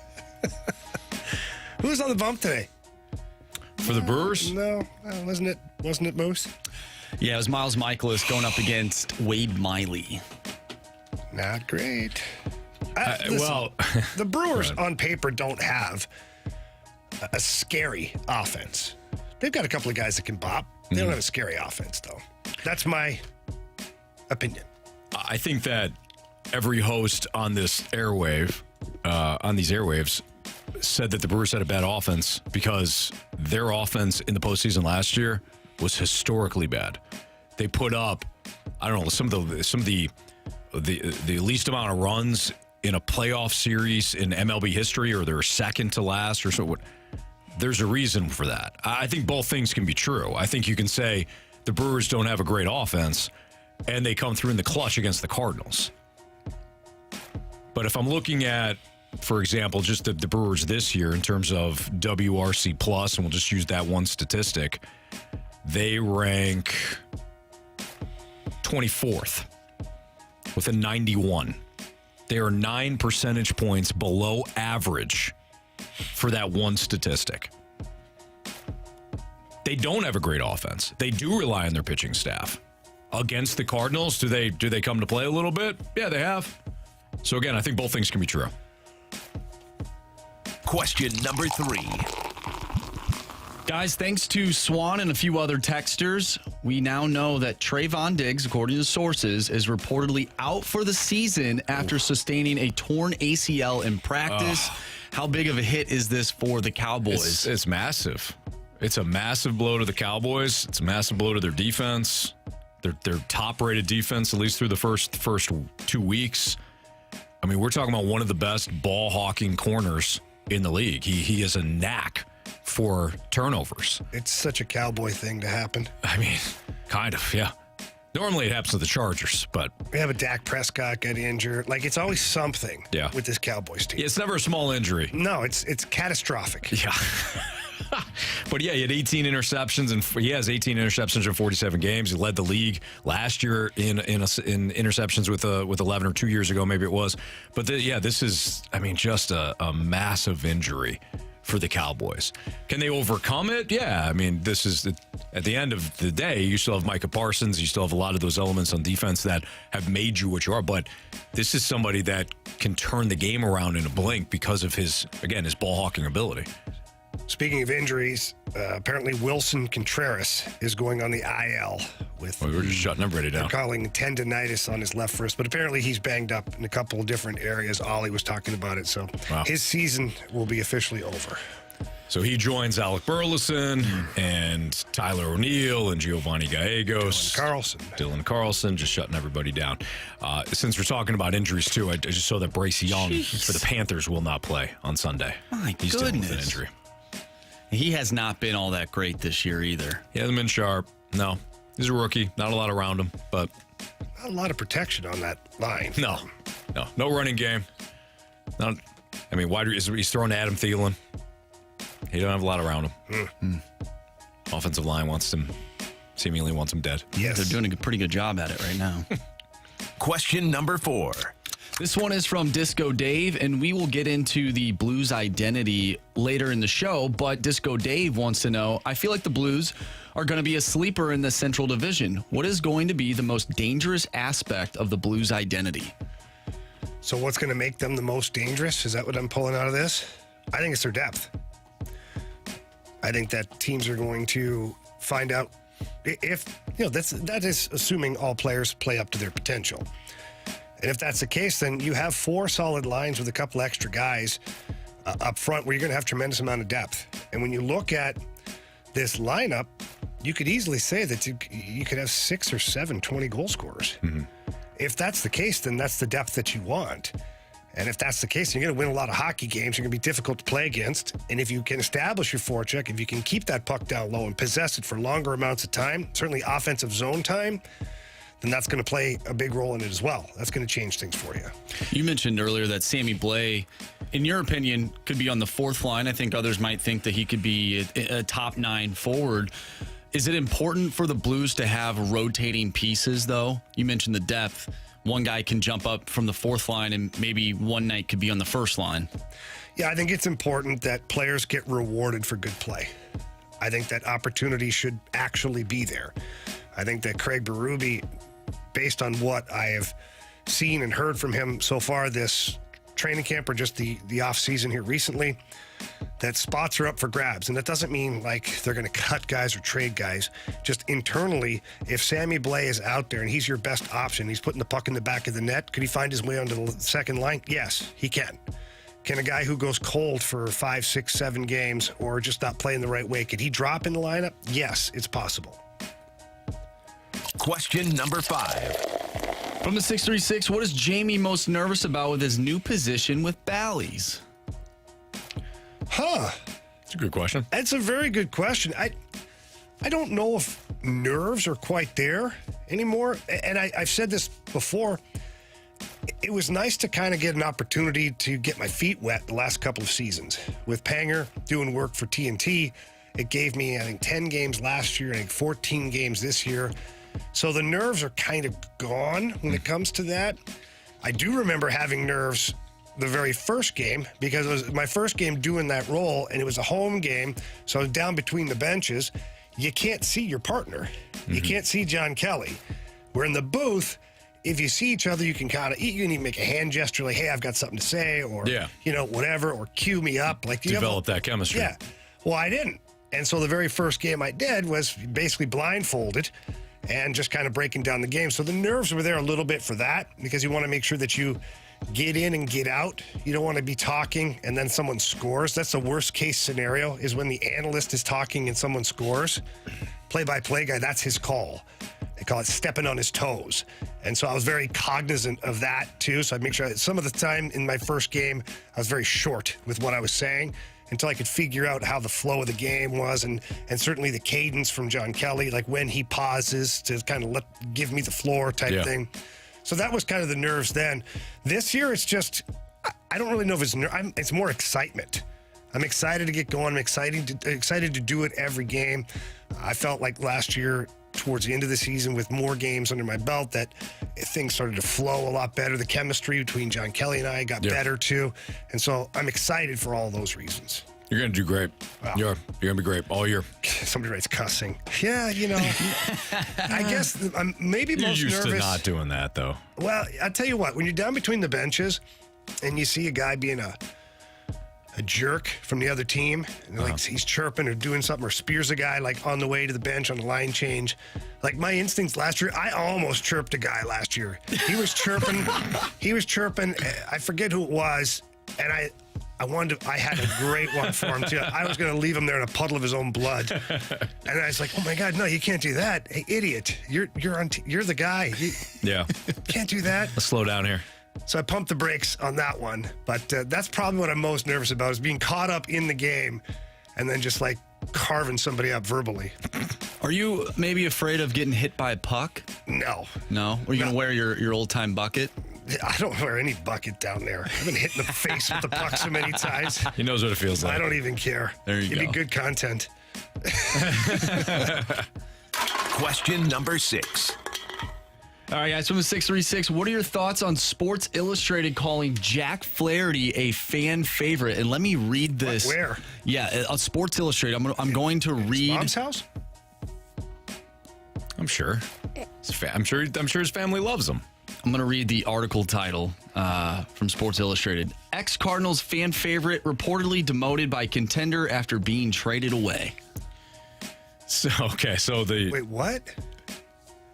Most? No, go ahead. Read it again. Ex-Cardinals fan favorite reportedly demoted by contender after being traded away. That's either snark, and if it is, I gotta hand it to it. That's some of the best snark that you're gonna get. That's either snark or somebody wasn't paying attention to how the fan base in St. Louis felt about Jack Flaherty. I'm gonna say snark. I've never heard him called a fan favorite. No, Like ever. which is why I'm leaning snark. Yeah. It's well played if it is. Yeah, no kidding. All right, it's Fastlane on 101 ESPN. Kyle Hiebert's going to join us next. We'll talk to him about City SC's huge moment last night as they clinch a playoff berth in the MLS. Kyle Hiebert next.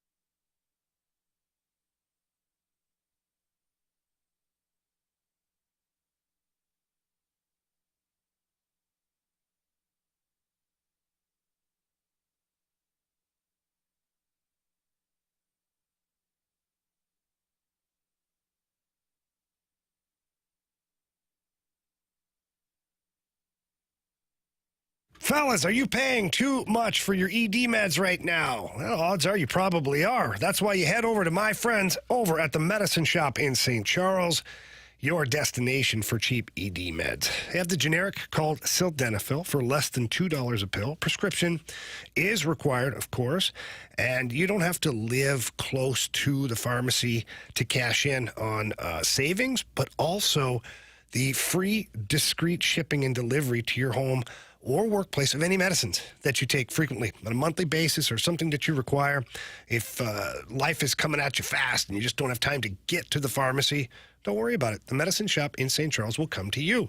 I use this service. Obviously, the crazy schedule, being on the road, being at the games.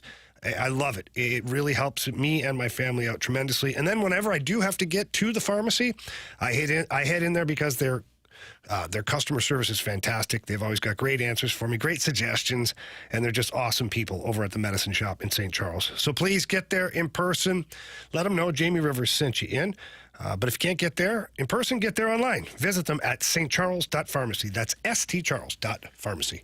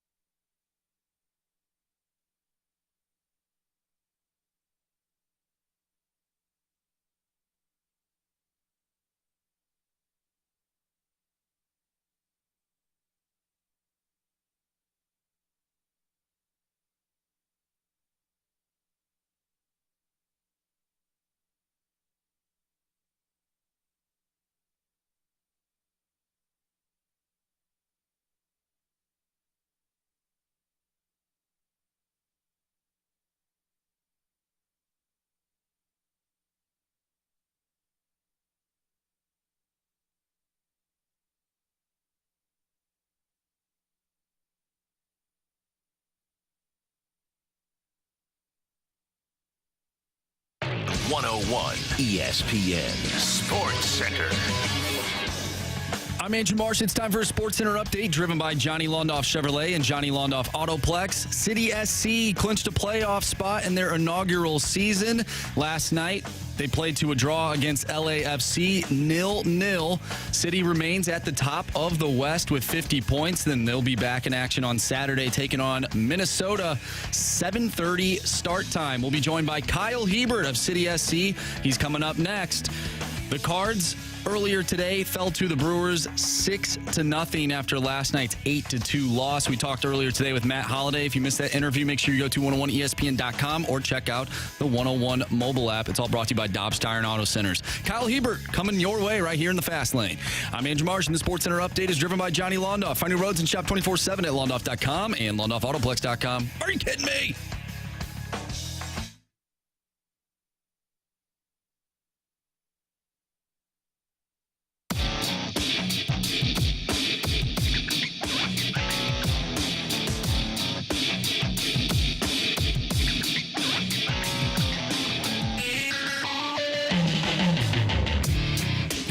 It's the Fast Lane on 101 ESPN with Jamie Rivers. I'm Anthony Stalter. Let's head to our celebrity line. We're joined by our guy, Kyle Hiebert, defender for St. Louis City SC. And what a night it was last night for the club as they clinched an MLS playoff berth with a 0-0 draw against LAFC. What's up, Kyle? Hey, what's up, guys? How's it going? It's going well. Congratulations to you and your teammates. I imagine that, you know, the environment, not only last night, but after the game was great. What's it like for you guys in your first season to clinch a playoff spot and also have an opportunity still to seek out home pitch advantage moving forward here? Yeah, I mean, I think it's something very unprecedented that a lot of people on the outside do not see coming. And to be honest, I don't know if, you know, even people on the inside saw that we would have this good of a start to the year. You know, we expected to be competitive. We expected to battle for a playoff spot. But I think it's been fun, just exceeding expectations, proving doubters wrong, and doing that as a collective, as a unit. As a team, you know, you guys have had just a fantastic first season. But as a team, as you continue to proceed throughout the season here, are you guys now at the point where you're just expecting to win, expecting to compete in every game? And what I mean by that is just at the start of the season, being a new team, you want to compete, you believe in yourself, but you're not quite sure. And then as the season's progressed, you guys have picked up momentum, and now you're at a spot where you're still in first place this deep into the season. Like, the belief has to be pretty high in that clubhouse. Yeah, no, for sure. The belief is there, the confidence is there, especially home games at City Park, where the crowd's behind us. We know it's going to be a tough place to come for the opposition. And I think that's finding, you know, fine-tuning and finding that balance where we want to have that immense self-belief, but we also don't want to get, you know, caught up in too much of the noise and the hype, because then you start to lose a little bit of what got you to that place in the first place. So I think we've been, you know, finding that balance throughout the year. Kyle Hiebert joining us right now on the Fast Lane on 101 ESPN. Kyle, what was said before? You know, take us back to the first meeting with the coaching staff. They're outlining what the goals were for the season, expectations for you guys. Was any of this on the radar from your coaching staff in terms of making the playoffs and being in a spot where you got 50 points? Yeah, to be honest, I think that the thing that Bradley stressed from the beginning and, you know, from the top down was that they wanted us to be a collective and that they wanted us to be competitive. So, you know, go out there and we're going to be competing and make sure we're competing in every game.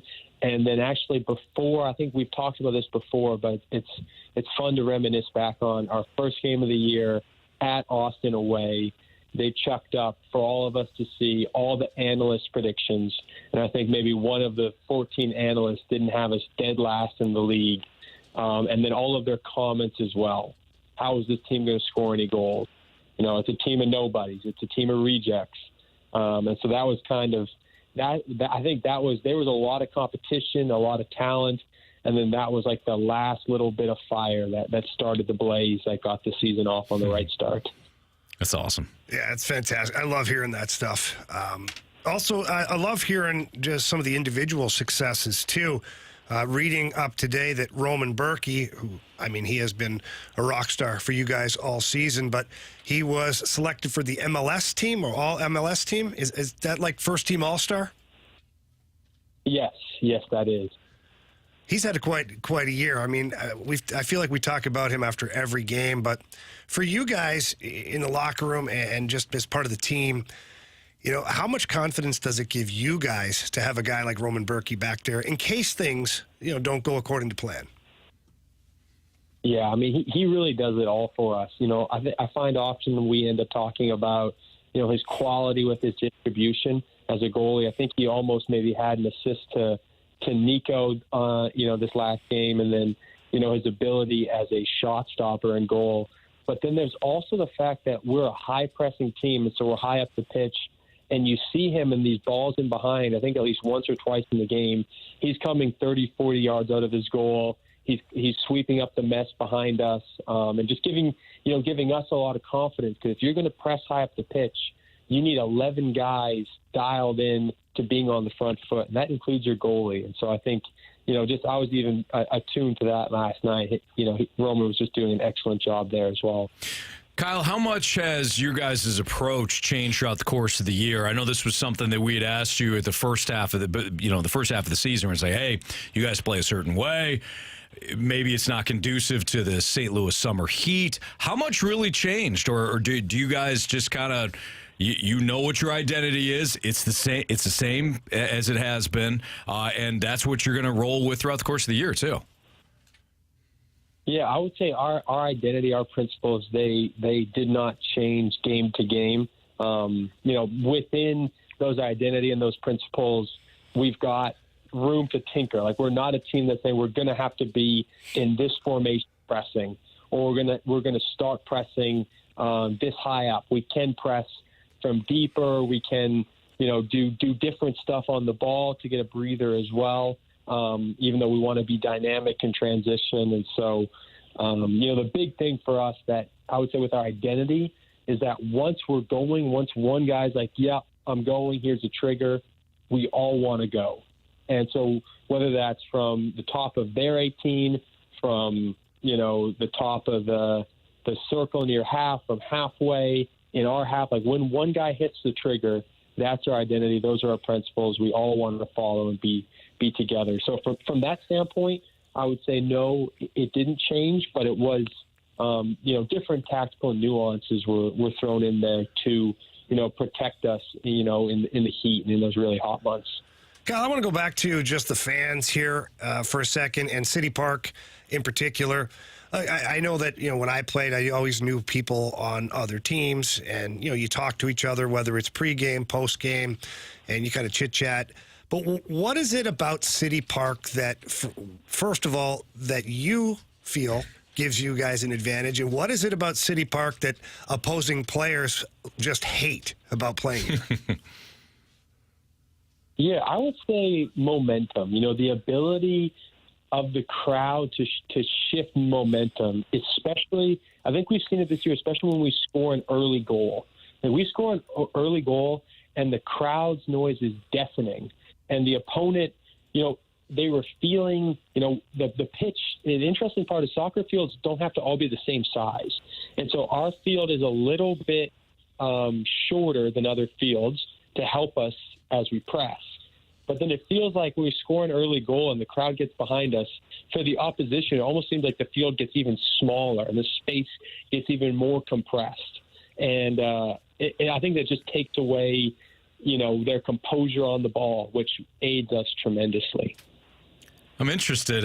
Maybe you don't know this, Kyle, but how much different can it be from pitch to pitch?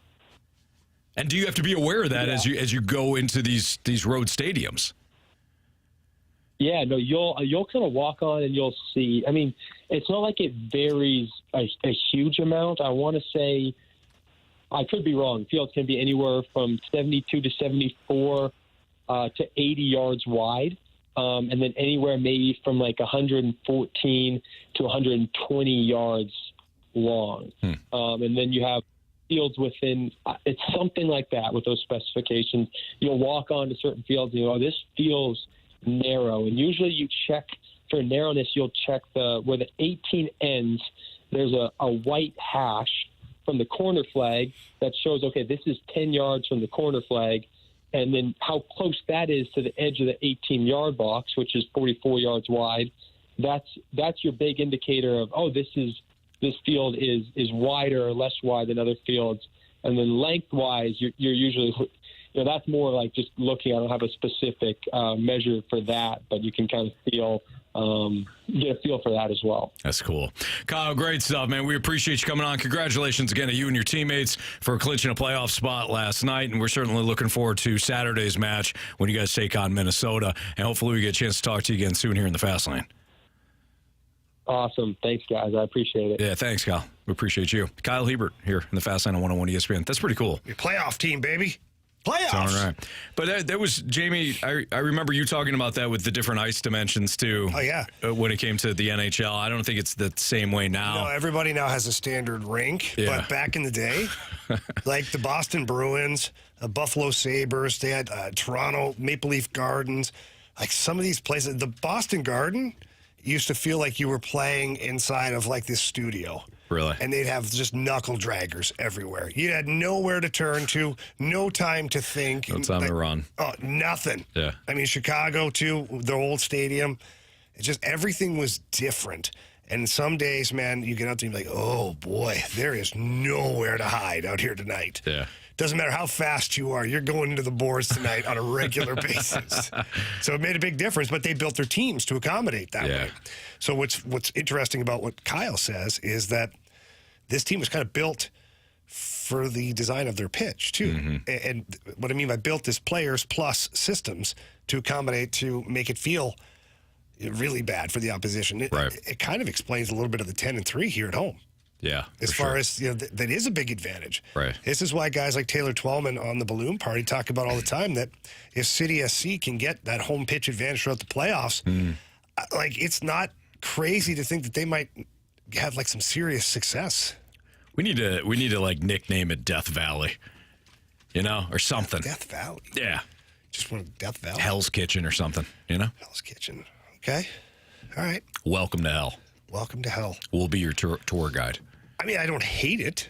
I feel like it's been used before, but I don't hate it. That's what I'm saying. Something like it. Oh, I thought you were going with that. Well, no. I threw out Death Valley, then I threw out Hell's Kitchen. Yeah. Okay. Then I had the tagline for you, Welcome to Hell. We'll be your tour guide. Welcome to the Thunderdome. Yeah, something. Yeah. Something with either death or hell in it, I think, is going to be interesting. Yeah. I think so, too. Okay.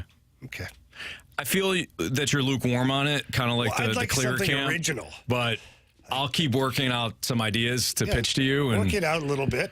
Yeah, we'll get there, Jamie. We'll get there both on the nickname for City Park as well as the clear camp. What is the identity for your St. Louis Blues in 23-24? Well, we've talked about this a couple of different times, a couple of different ways. Has anything changed since the last time we talked about it? That's next on 101 ESPN.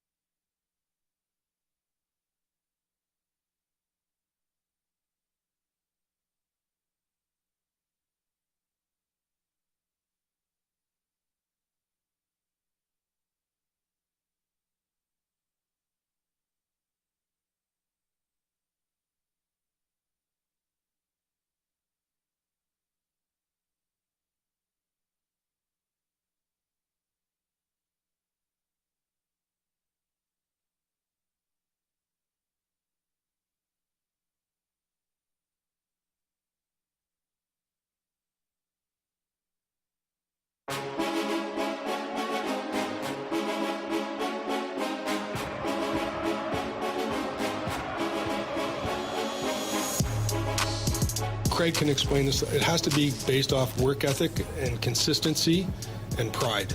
That has to be at the forefront of everything we do, not only today, but moving forward. You're going to have good things are going to happen to you in a season. It's going to hit the post and go in. The referee is going to give you a call that maybe the other team didn't think, and it's going to work out. But ultimately, you have to have a foundation that you can always rely on. And I think our foundation cracked last year, and now we have to get back and build that back up. It is a new era. We have to take responsibility for building the foundation and building it back up. Doug Armstrong earlier today at the press conference when he was asked on what the identity for the 2023 Blues will be. With Jamie Rivers, I'm Anthony Stalter. Identity has been kind of a key word for our show over the last, couple of days here. And we talked about it last week, too, with this Blues team. And you said last week, you detailed it, and it was great stuff. You talked about the heavy forecheck. Well, you heard what Army said. Does this come down to competition created by having guys that are battling for these final roster spots, Jamie? So let's just dive back into part of the identity. Well, yeah, of course it is. Compete. Chief says it every week on this show. Compete, compete, compete. I mean, if we had a scorecard, it'd be full at this point. And I think that, what Army's talking about is work ethic and all these things. These are an identity from, physical traits, as far as like what it's going to take in order to have a heavy forecheck, to be more physical defensively, take away the middle of the ice, all these things. Ultimately, it comes down to effort and compete. That's it. Any system can be successful or unsuccessful based on the level of compete and execution. Yeah. And so for the St. Louis Blues this year, pride is another word Army used. It's huge. You have to be proud. And what that means is that you get on the ice every day and you give everything you possibly have. You leave it out there, man. That's how you build the culture and identity of the team. So that's kind of where I'm at with that. Now, as far as competition's concerned, I know we have some audio from Army on competition for ice time and roster spots this year. Let's hear what he has to say about that before we comment. We have a lot of competition, and that's one of the things that I said when I started, we talked about yesterday, is that equity's been used. So we have competition to make the team. We have competition where you're going to play on the team, and that goes up the lineup too. So because you were a top 6 player or asked to do this in the past, you have to re-earn that, and I have a ton of confidence. But I think competition is, again, when you have an unsuccessful season, and you come back in and you don't think there's competition, then that's certainly not going to change. So there is competition from every part of our group.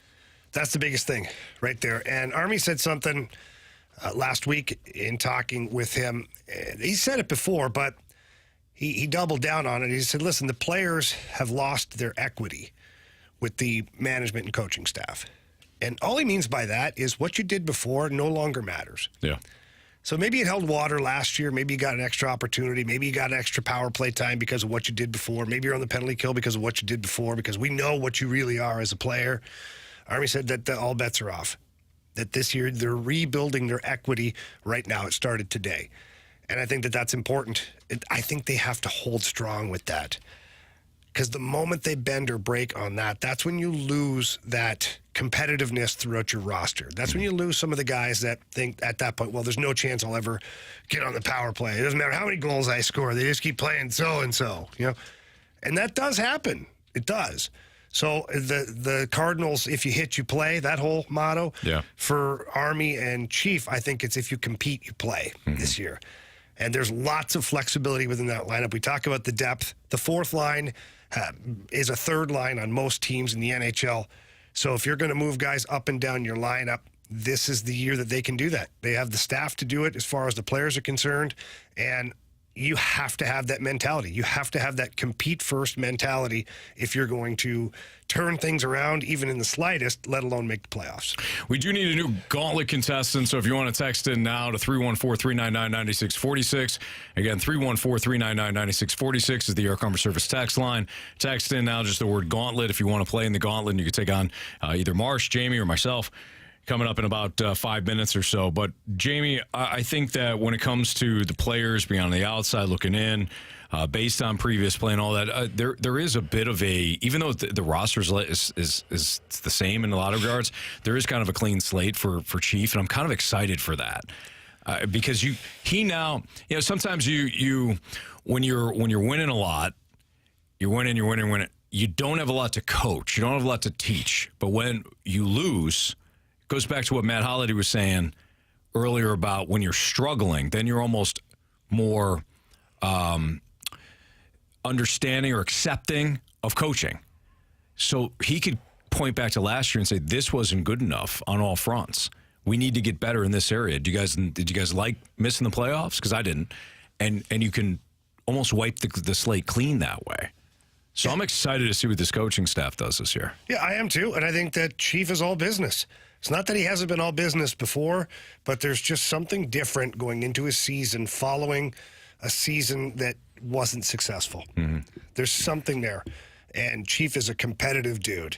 You don't play as many games in the NHL as he has, the way he played them, and then coach as many games as he has, and win a Stanley Cup without wanting to be successful, without wanting to hold people accountable. So this is a big season for everybody. All right, we have the Gauntlet coming up next in the Fast Lane on 101 ESPN.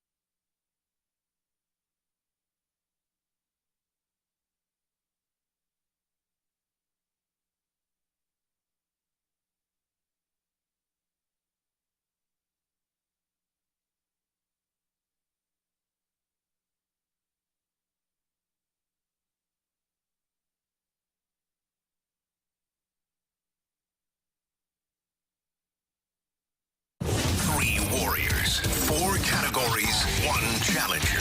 Can you master the gauntlet?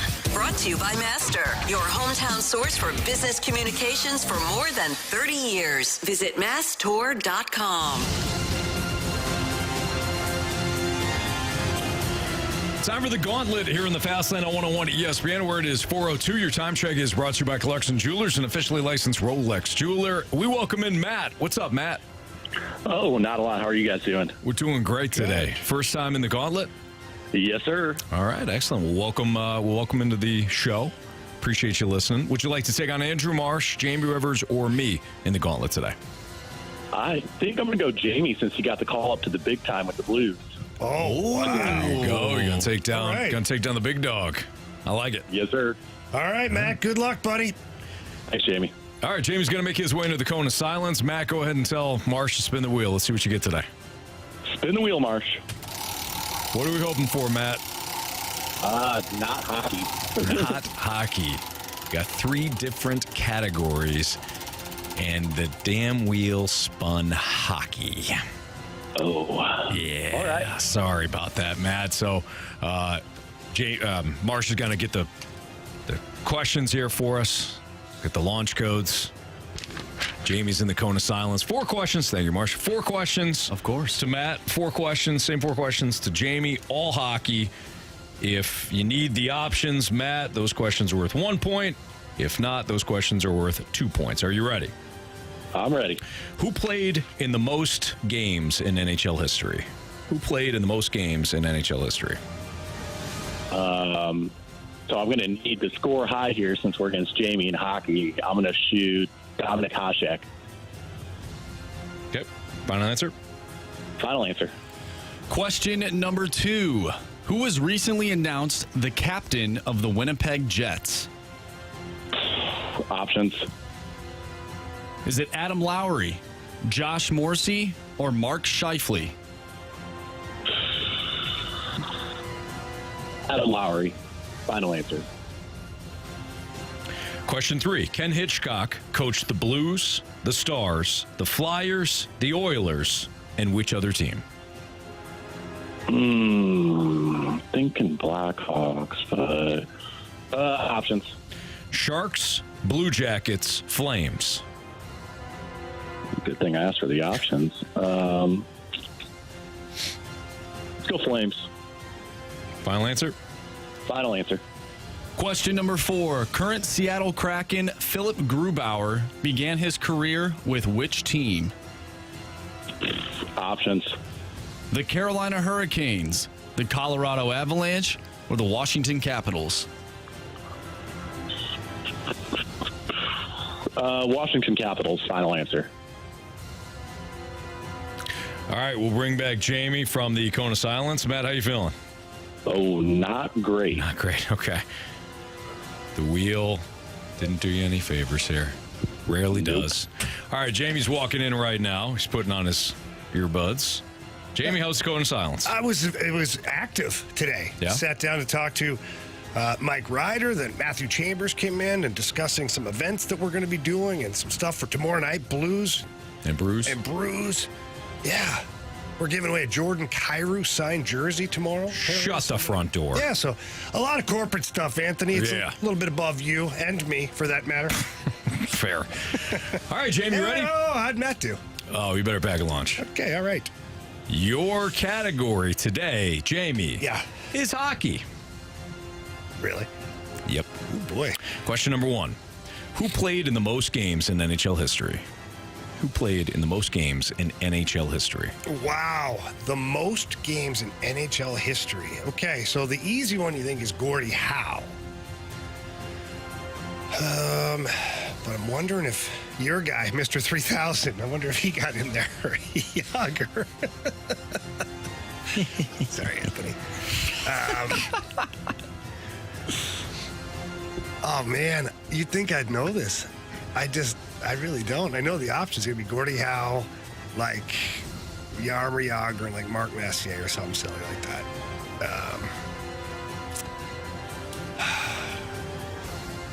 I'm going to go with Gordie Howe because Jagr played a bunch of years in the Russian league and then again in the Czech league currently playing, suited up today. He's got to get to 3,000. He's working on it. Go with Gordie Howe. Final answer.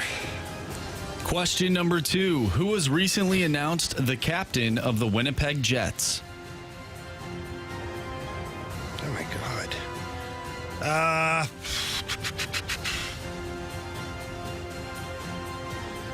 I'm drawing a blank. I see his face, too. Give me the options, damn it. Options are Adam Lowry, That's it. Josh Final Morrissey, answer. Mark Scheifele. Adam Lowry, final answer. All right, Jamie, question number 3. Ken Hitchcock coached the Blues, Stars, Flyers, Oilers, and which other team? Columbus Blue Jackets. Final answer. Question number 4. Current Seattle Kraken, Philip Grubauer, began his career with which team? Wow. Current what? Say that again? Current Seattle Kraken, Philip Grubauer, began his career with which team? Well, I know he was in Washington. But is that where he started? I don't know. Give me the options, please. Options are the Carolina Hurricanes, Colorado Avalanche, or Washington Capitals. Ooh. I'll go with Washington Capitals. Final answer. All right, let's go over these today. Matt versus Jamie here in the Gauntlet today. Who was recently announced the captain of the Winnipeg Jets? That's why I said Adam. Matt, you said Adam Lowry. Jamie, you said Adam Lowry. Correct answer is? It is Adam Lowry. Both of you guys did need the options, though, so it's a 1-1 tie. Both you guys needed those options. 1-1 tie. Current Seattle Kraken Philip Grubauer began his career with which team? Jamie, you went with the Washington Capitals. Matt, you went with the Washington Capitals. Correct answer is? It is the Washington Capitals. Both of you needed the options. So we have a 2-2 tie. Nice job, Matt.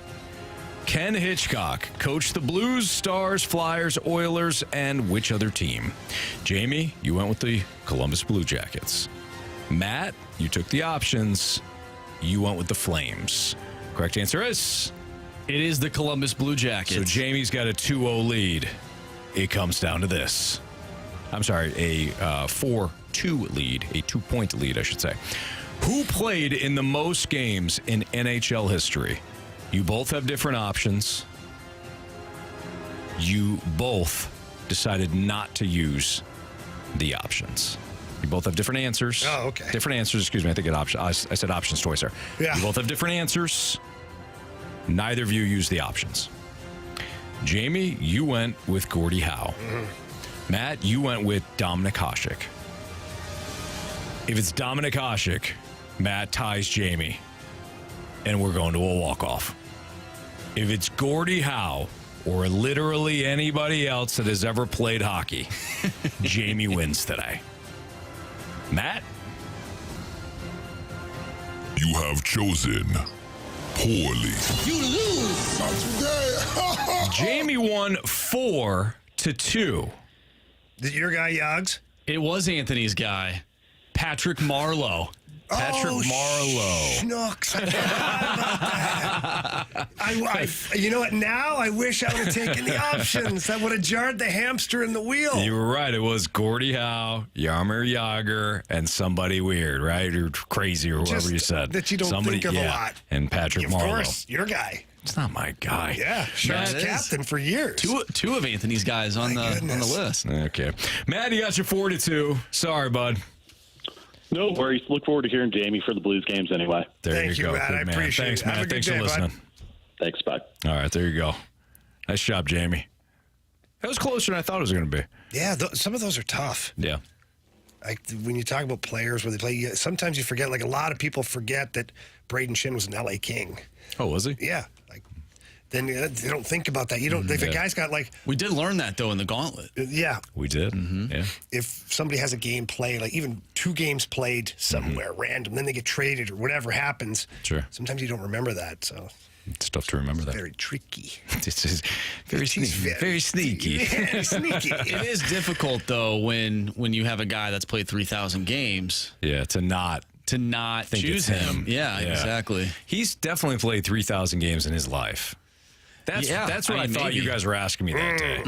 You know, as a kid, he probably played a bunch. I thought, wow, 3,000. I've also been confused with the tie-breaking question. Yeah, we should provide more clarity, I think, sometimes. Sure. Chris Kerber is going to join us next. We'll talk to him about his observations as the Blues are on the ice for the first time for training camp today. More with the play-by-play man for the Blues next on 101 ESPN.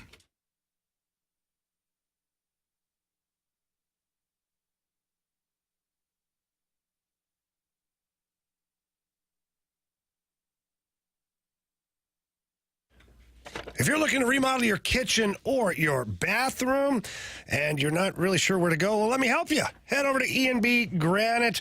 They've got a fabulous showroom down at 6135 Manchester Avenue. Walk in, a sales representative is going to talk to you, and if you know exactly what you're trying to accomplish, well, they're just going to help you along the way. They'll hold your hand. But if you have no idea, then that's really where they shine. They're going to tell you exactly what they've got in stock as far as countertops are concerned. And I can tell you this, they've got granite, quartz, marble, soapstone, so many amazing options. And you can walk in the back of the warehouse and take a look at all of the concrete, all of the countertops, rather. And you don't have to just look at a small sample size. Then the process is simple from there. The E&B Granite staff go in, they measure everything, they rip it all out, and then they install everything, and you're just going to love the final results. So please give them a call. Tell them Jamie Rivers sent you in. That number's 314-645-9300. That's 314-645-9300, or visit enbgranite.com.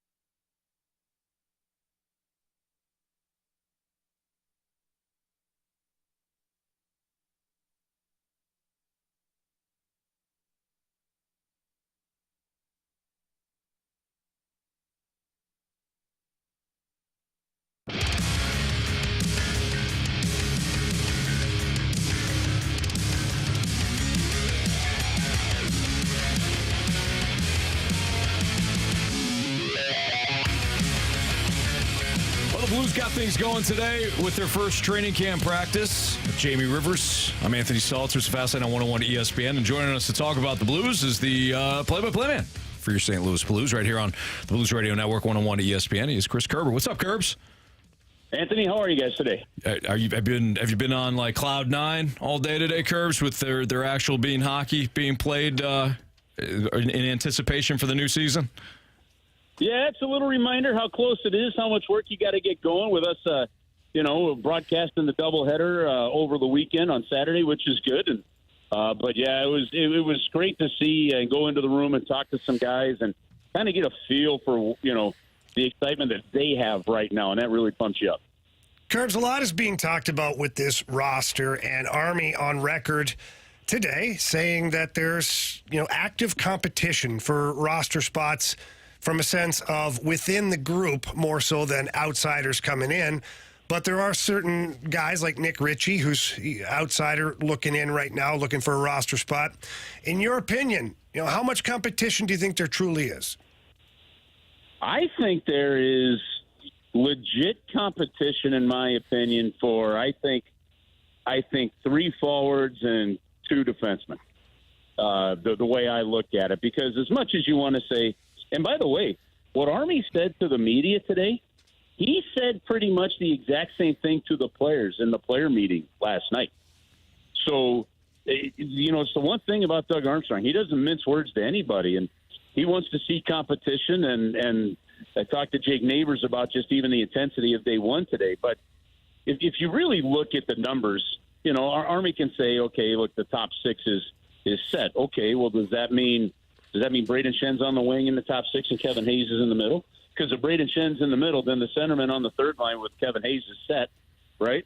And there are some things along those lines. I think where the competition is going to come is a guy like Nick Ritchie comes in, scoring 13 goals last year, is a prototypical fourth-line forechecker like Craig Berube wants and needs, right? So does Mackenzie McEachran let Nick Ritchie take his spot? Does Alexei Toropchenko fight his way into the top 9? Does he stay on the fourth line? What happens there?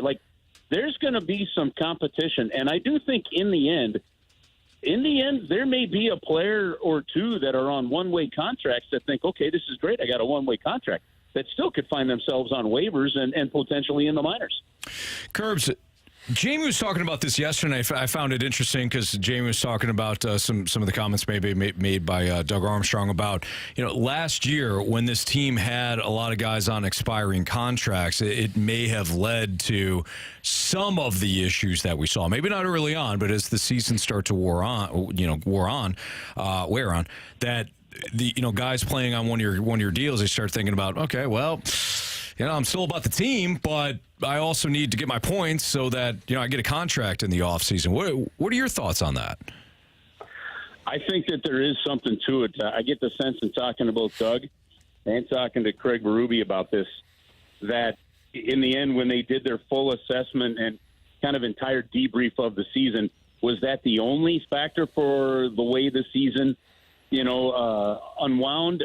No. Was it a factor in the end?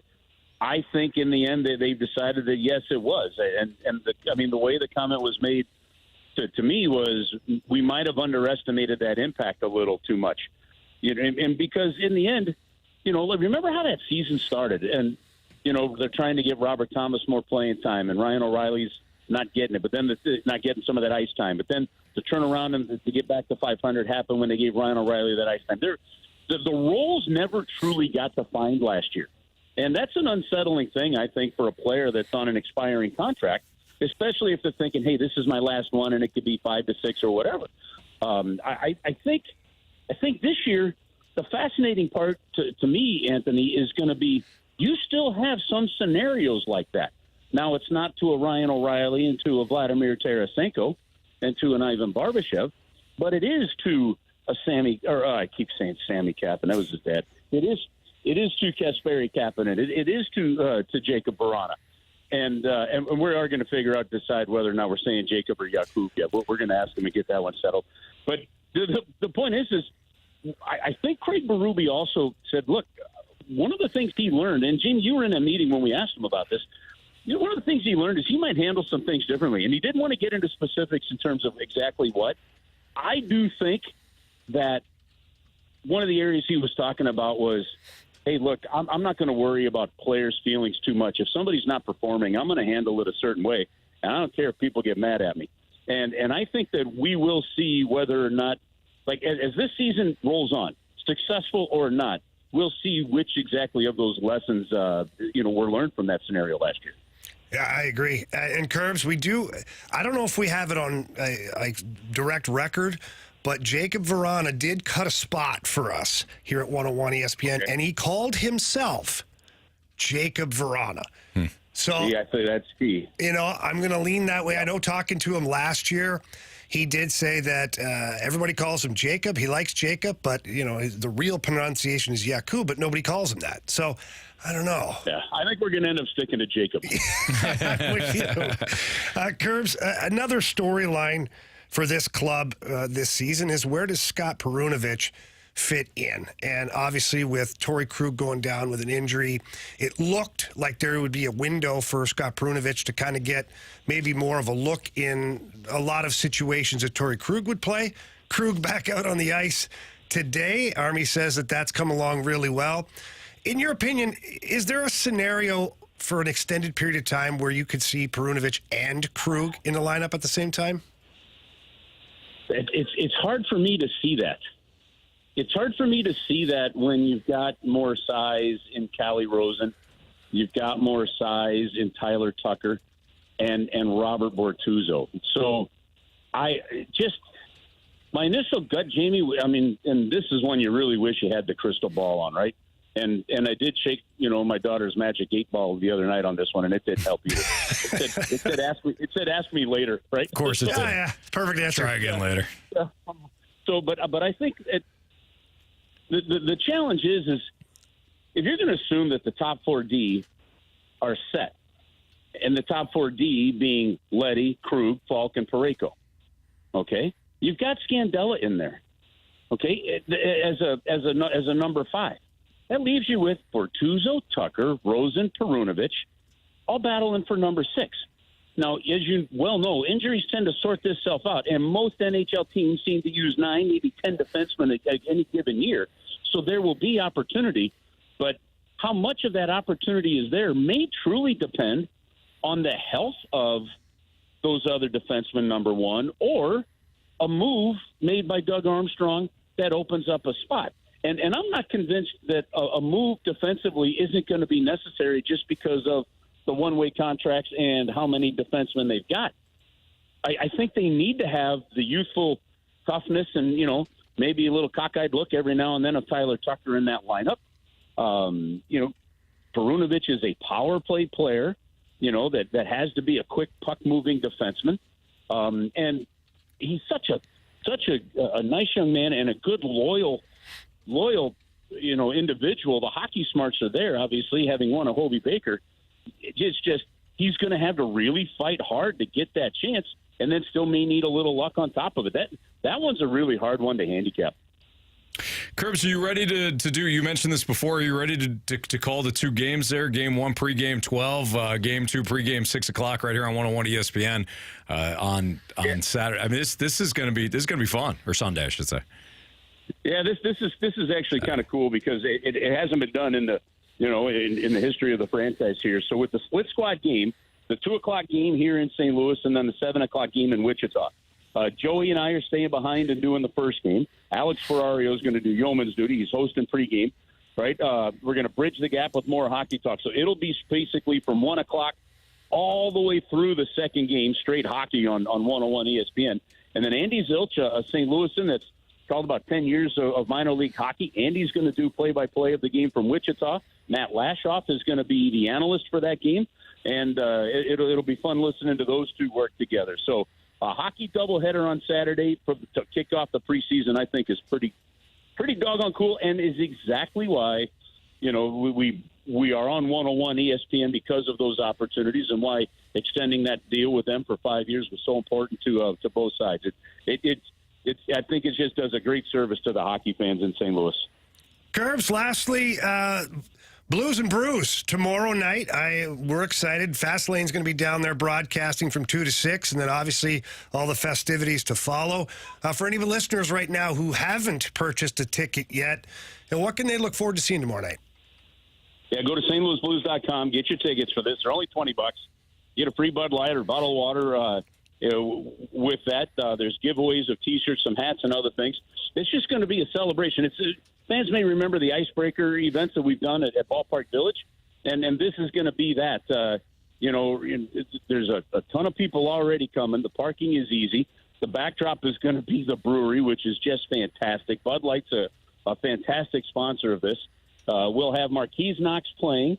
In between Marquise Knox and Chris Lane, a country artist, we're going to be on stage introducing some of the, Bernie Federko is going to present Kevin Hayes with his first official Blues jersey, that great tradition we started about 6 or 7 years ago with Bobby Plager when he gave it to Paul Stastny and Ben Bishop. And then and we'll have Jordan Bennington and Craig Berube, Braden Shen, and others on stage as we entertain in between the musical. It's really just going to be a hockey party of music and blues and brews at the same time, and a great way to kick off the start of camp and head into the regular season. I already say you're already in midseason form, Curbs, because you did the triple B there, and you just kept going. Blues, brews. Yeah, I had to keep track in my head. Something. That was harder than I thought. Well done, Curbs. Well done. We'll see you tomorrow. All right, guys. See you tomorrow night. All right. That's Chris Kerber here in the Fast Lane on 101 ESPN. Don't forget, Saturday, Blues Coyotes game 1. It's a split game doubleheader. Split roster. Split squad. Split squad. Thank you. Split squad. Doubleheader on Saturday. Blues and Coyotes game 1 with the pregame at 12, and then Blues Coyotes game 2 pregame at 6, followed of course by the on ice action. So looking forward to it. It's great, man. Hockey's back, baby. Hockey's back. That's right. Let's go. Let's play hot take or hot garbage. If you got a hot take or you think it's a hot take, and we'll classify it whether or not it's a hot take or hot garbage. Text in 314-399-9646 is the Air Comfort Service text line. Hot take or hot garbage next.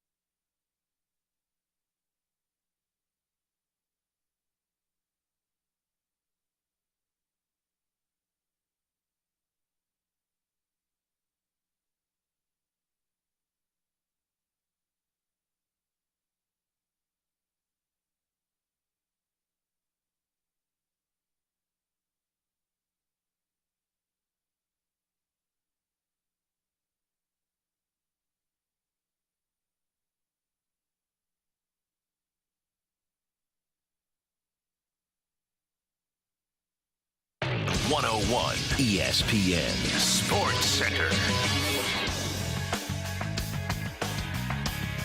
I'm Andrew Marsh. It's time for a Sports Center update brought to you by Saliga Heating and Cooling.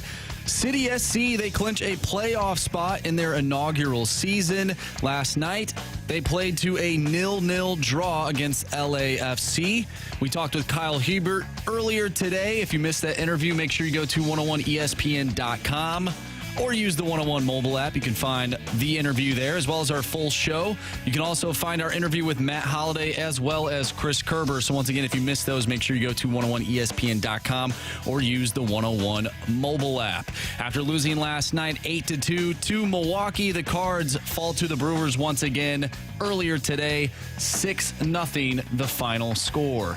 Coming up next, we have Hot Take or Hot Garbage. If you have a hot take, send them our way to the Air Comfort Service text line 314-399-9646. Jamie and Anthony will decide if that is a hot take or if it's hot garbage. I'm Andrew Marsh, and the Sports Center update is brought to you by Saliga Heating and Cooling, an independent American Standard heating and air conditioning dealer.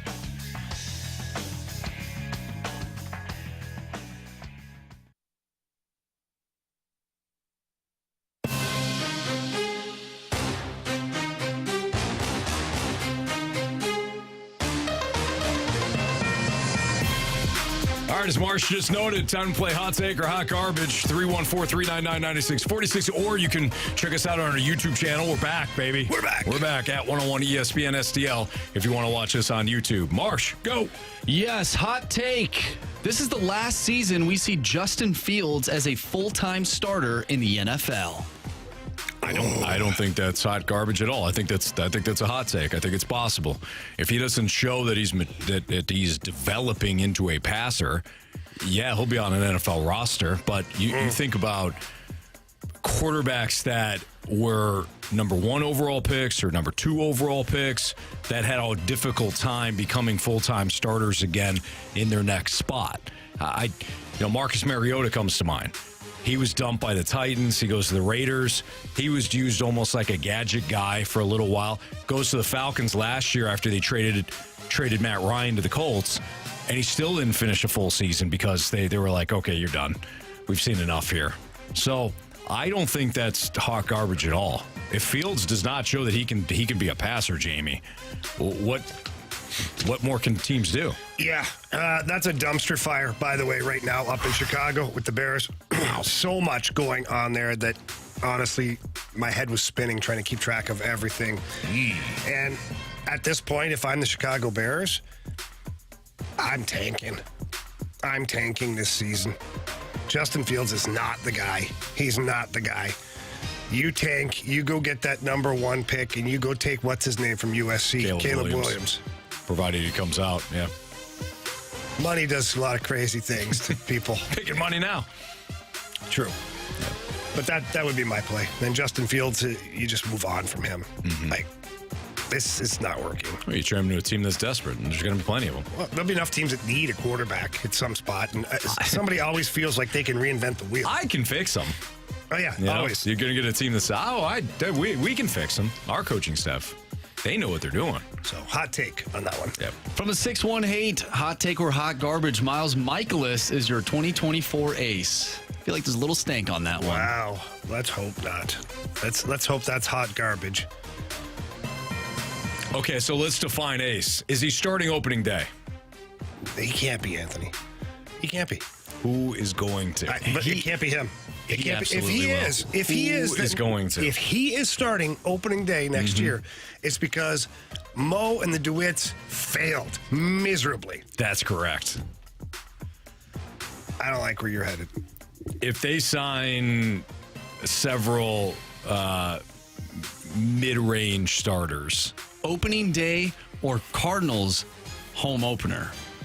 No, I'm saying opening day. Because that's the guy you want. Your number 1 is represent. I don't think he will. I think they'll have to. They'll get somebody better than him. Have to. Especially after the season he's having. If they don't, I'm going to be irate. How much do you really believe that the Cardinals are going to get somebody better than him? I don't. He's not been good this year. No. I understand that. What I'm saying is they're not going to get an ace either. They're not going to sign Nola. You don't believe, Anthony. This is the problem, okay? You blamed our listeners a long time ago for not believing enough. I didn't blame them. I simply pointed out a fact. You pointed at them. I'm going to do the same to you. You're going to screw this up because you don't believe enough, and that's going to be the problem. Are we doing the pointing and the finger thing again? I'm not fingering. Yeah, we're all fingering. Because I got 3 fingers pointing at Jamie right now. You know? Yeah. Okay. And one at you. Why are you doing that? Because we're pointing at each other. I thought we were pointing fingers. Listen, Jamie, first of all, what? You come into the defense of the listener. I am. Let's remember. Someone has to protect them from you. Let's remember. First of all, the listeners are doing just fine on their own. All right? Let's remember that the listeners attacked us for merely suggesting that Juan Soto was available in a trade and maybe the Cardinals kicked the tires on it. They said, you said he was coming. You lied to us. Did the same thing with Matthew Tkachuk. And we heard this over and over and over again.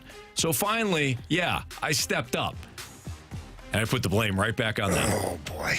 But now you're doing the same thing. Yeah. I like it. I don't like it. I've seen the track record. I know. That's why I don't like you bringing it into the universe, because it's a possibility. They're going to get two starters, one that we're all going to like, one that we're going to be like, and then it's going to be an internal option. And Miles Michaelis is going to be starting game 1 for you next year. By the way, Cardinals Bad season and all. They start off on the West Coast, 4 games against the Dodgers, 3 against the Padres before they take on the Marlins at home. It's going to be Miles Michaelis versus Walker Buehler in that debut. No, I refuse to believe that. Okay. Then who's starting? Who's starting game 1 for the Cardinals? Call your shot. Sonny Gray. Okay. You know I like Sonny Gray. I know, but I'm not even silly enough to say Aaron Nola or Blake Snell, because I know that's probably not a possibility. Yeah. I'll go Sonny Gray. I feel like the Cardinals feel like, that's our guy. We went and got Sonny Gray. He'll be starting. Okay. From the 618, hot take or hot garbage. The Chargers could only win 6 games this year. Oh, wow. I have to look at the schedule here. Man. They, not a great start for the Chargers. I'm gonna still say that's hot garbage. Hot garbage, but also with the thought that I might screw this one up. See here. I mean, they've got the Raiders twice. They play the Bears. They play the Jets.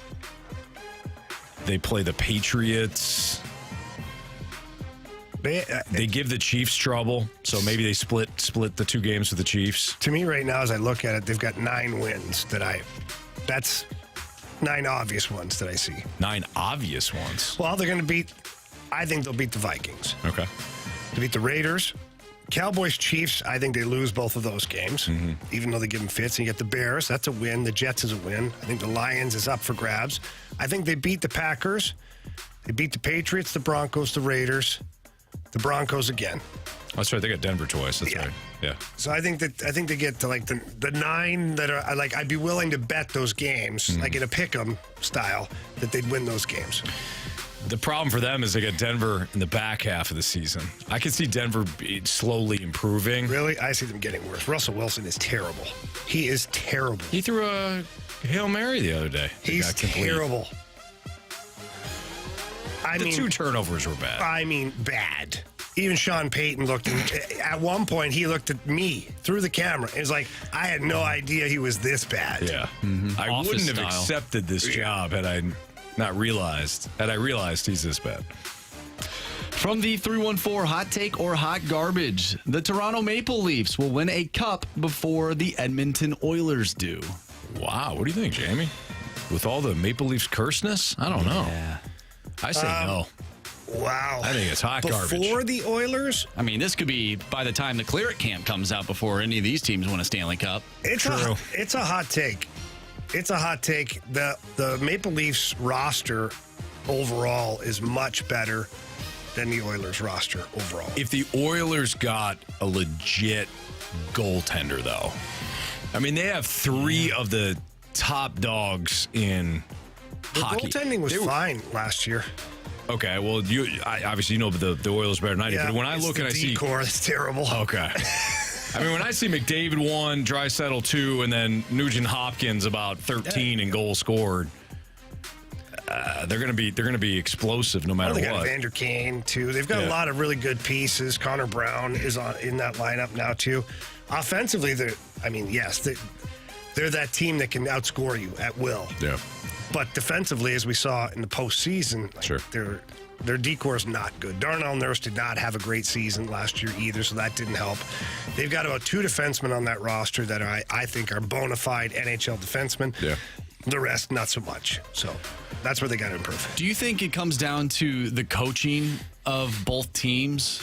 Like, maybe if you put a Stanley Cup winning coach on that team, that they end up doing better because of matchups. Like we saw Craig Berube in the middle of the playoffs mix and match guys throughout the lineup, and that ended up helping them rather than just relying on skill and talent alone.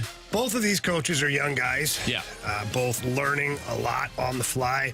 I do think that Sheldon Keefe, not that he's a better coach, he just has more options within his lineup. Whereas you look at Jay Woodcroft and like his options are you tired, Connor? Can you go again?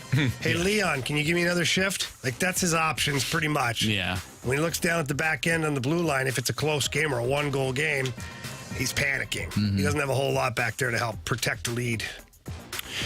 Which will be the first head coach fired, first QB benched, and the better bet to pull off the primetime upset in week 3. Better bet next on 101 ESPN.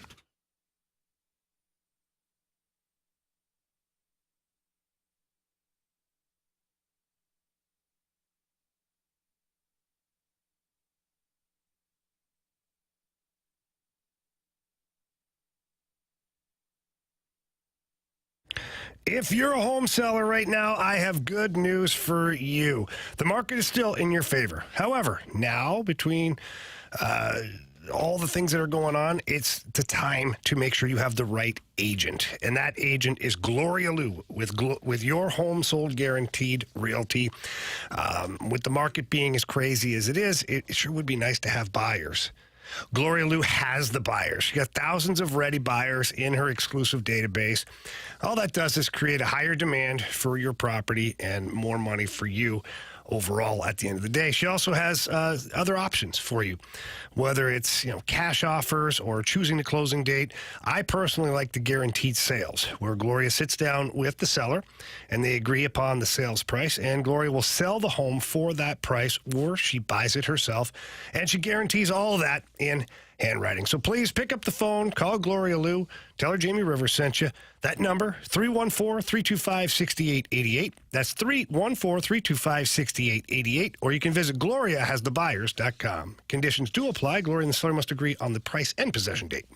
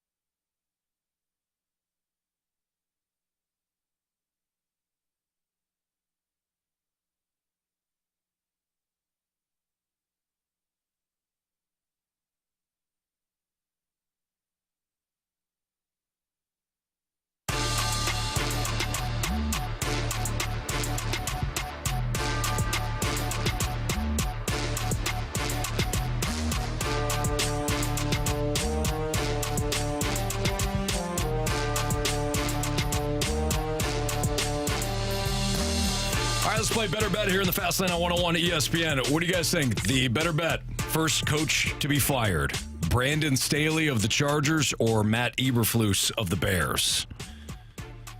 Who gets fired first? Yeah. Staley of the Chargers or Eberflus of the Bears?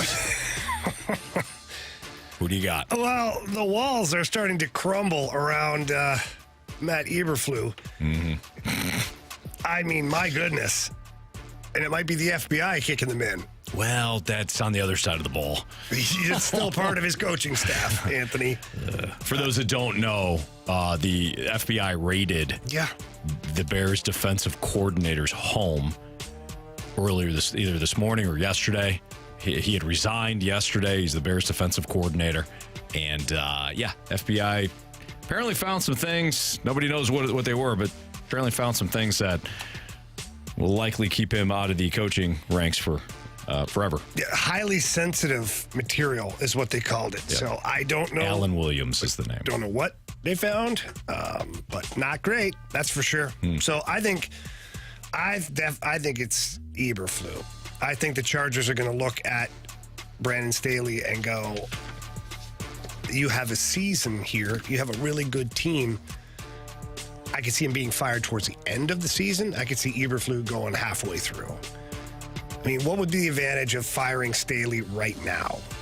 The new coach coming in with new systems and like new playbooks, or the whole thing. Like you could just get a CEO guy, I guess, that comes in, and lets everybody do their job the way they're supposed to be doing it and continue that way. But I don't know. With a playoff contending team, I think you ride it out with that coach, and if it doesn't work, you move on.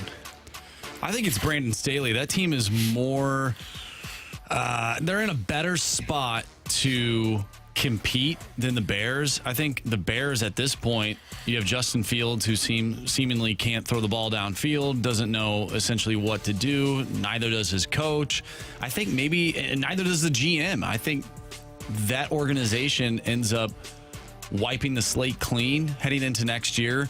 And I think they hope that they end up getting the first pick in Caleb Williams. And I think the best way to do that is to ride it out with what you have right now, because I do not see this team winning. This is not working. It's not working. So I look at Brandon Staley. If that team, like the texter said in Hot Take or Hot Garbage, ends up winning 6 games, I think at a certain point, you have to move on from Brandon Staley because, we all think that he's really holding Justin Herbert back. So that team is in a better spot to compete than Chicago. So I think Brandon Staley would be the first guy out. I think it's going to be Brandon Staley, too, because when you look at this Bears coaching staff, you'd be firing him after losing Alan Williams, who resigned again, amid some sort of controversy that I'm sure will come out. But Matt Eberflus becomes the new defensive coordinator, and I think you just kind of ride it out. I think the Chargers will be the team that's desperate because they know they have the talent. So if they get rid of him, if they get rid of Brandon Staley, maybe they can kind of fix this thing. I'm not saying they will, but I think it's going to be a little tougher to replace Eberflus on the fly, as opposed to looking at the Chargers and saying, "Yeah, we need to pull the plug here. Try to salvage the season if we continue to lose." I think Staley's the first one fired. And their OC, new man in town, Kellen Moore. Maybe he gets the opportunity to be a head coach. Yeah, good luck with that. I think it's going to end up the same way, but I think ultimately you're looking at high expectations for the Chargers, and they could be 0-3 if Marshy's Vikings beat them this week. I hope so. All right, first quarterback benched. Better bet, Mac Jones or your guy, Jamie Russell Wilson? Look at that head turn. My guy. Your guy, Mac Jones, or your guy, Russell Wilson? Who is the backup in Denver? Oh, boy. I'll get that to you in a second. Oh, what is his name? It is... because that matters. Jarrett Stidham. Former Patriot. Former Raider. He came in last year. Looked pretty good. For Carr. Looked okay. For like one game. Yep. Man, I don't know. This is a really tough question because I think Belichick has to stick with Mac Jones. I think he has to ride it out. He really, Bailey Zappi? That's not your guy. He's got Mac Jones light behind him. He does, but still not, it's not moving the ball. Yeah. figuratively and theoretically. Russell Wilson, though, gave him all that money. So I'd say the most likely is probably Mac Jones, just based on the sheer amount of money that Russell Wilson got from the Broncos. Yeah.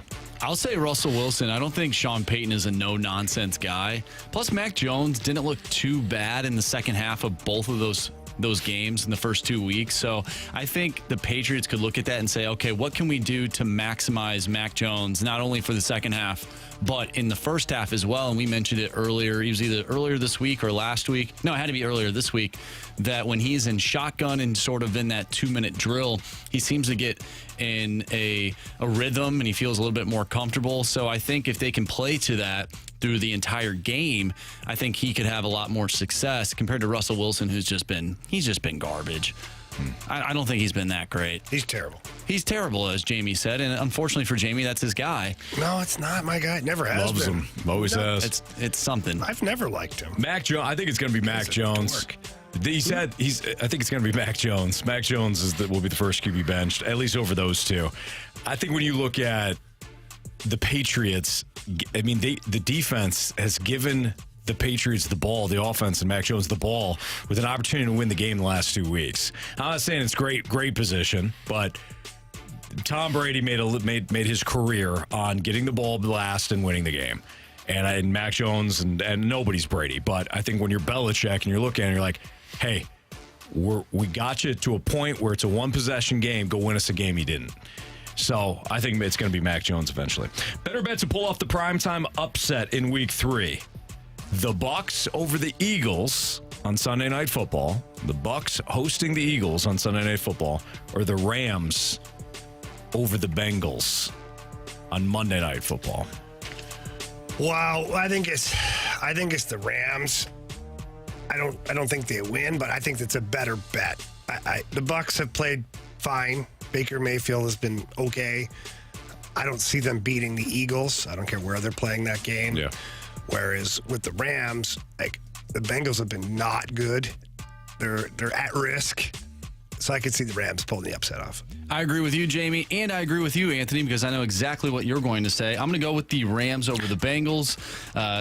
Anthony, you're not that high on the Bengals this year, but I just don't see Baker Mayfield pulling it off against the Eagles' defense. I think they end up stuffing him. I could see Baker turning the ball over a few times, which he's done pretty well at not turning the ball over all too much this season, which is something different. But the Rams, I feel like they've been playing pretty well so far this season. Obviously, they played the 49ers last week, who's a solid team, even though they won't beat the Giants, apparently, according to us tonight. But I got the Rams over the Bengals on Monday Night Football. Marsh, you don't know me at all. You don't know what I'm going to say. I'm definitely taking the Rams. You guys are right. I think what happens with the Bucs on Sunday night is the Bucs, their run game is going to get stuffed. The Eagles do a great job against the run. In fact, they're limiting teams to 52 yards per game, which is the fewest in the NFL. So 52 rush yards per game allowed this season, fewest in the NFL. They're going to force Shaky Bakey to put the ball in the air. The Eagles don't blitz a ton because they rely on that front four to get pressure. Shaky Bakey has been better when he's pressured because he's got to make quick decisions. The Eagles are going to lay back, and they're going to say, dude, we took away your run. You're going to be 3rd and 8 a lot. You pick us apart. And that's just not his game. Whereas the Bucs are going to be aggressive. They're going to blitz Jalen Hurts, and Hurts is going to beat them. The Rams, I think, have played pretty well the first 2 weeks. And Marsh said it. I'm not high on the Bengals this year. I think the Rams. I actually will pick the Rams, too, on Monday night. All right, last one. Better bet to remain 0-3 after this week. I will. Patriots at the Jets. Will the Patriots remain 0-3, or is it better bet the Chargers remain 0-3? They're at the Vikings. Whoa. So who do you like better? You like the Patriots over the Jets or the Chargers over the Vikings? Patriots over the Jets. I like the Patriots over the Jets. The Jets just the Patriots cannot. The Jets can't beat the Patriots. It really doesn't matter who's. Especially with Uncle Bill, he's going to scheme up a defensive scheme that poor Zach Wilson won't know what the hell he's doing. And he hasn't in the last several times he's faced the Patriots. Yep, I agree with you, Anthony. I think it's the Chargers. I don't see the Patriots losing to the Jets with Zach Wilson at the helm. I got to go with my Vikings this week. They have to win at some point, and I'm glad they're taking on another 0-2 team. So I think the Chargers will start off 0-3, and I can't really say that they'd win over the Patriots, considering I picked Brandon Staley to be my first coach fired. So I think those kind of, play into one another. By the way, the Eagles and Buccaneers game is on Monday Night Football. So we have two? We have two Monday Night Footballs. You're going to love the Sunday Night Football game, God, Anthony. Steelers and Raiders. Yep. Oh, man, I'm just looking at this now. Yeah, my apologies. Sorry. Yeah, you're right. Two Monday Night Football games again. Eagles, Bucks, and Rams and Bengals. Yeah, so primetime matchup in both scenarios. But, oh, wow. Steelers, Raiders, huh? Okay. Yeah. What's trending is next on 101 ESPN.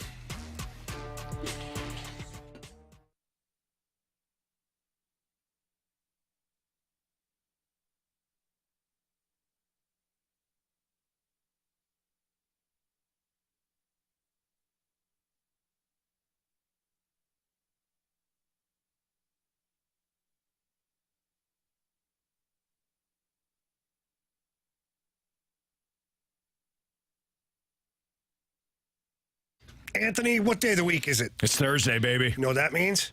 Thursday Night Football. Bam, baby. Yes. Yeah, you got it. And FanDuel, America's #1 sports book, they're always a part of Thursday Night Football.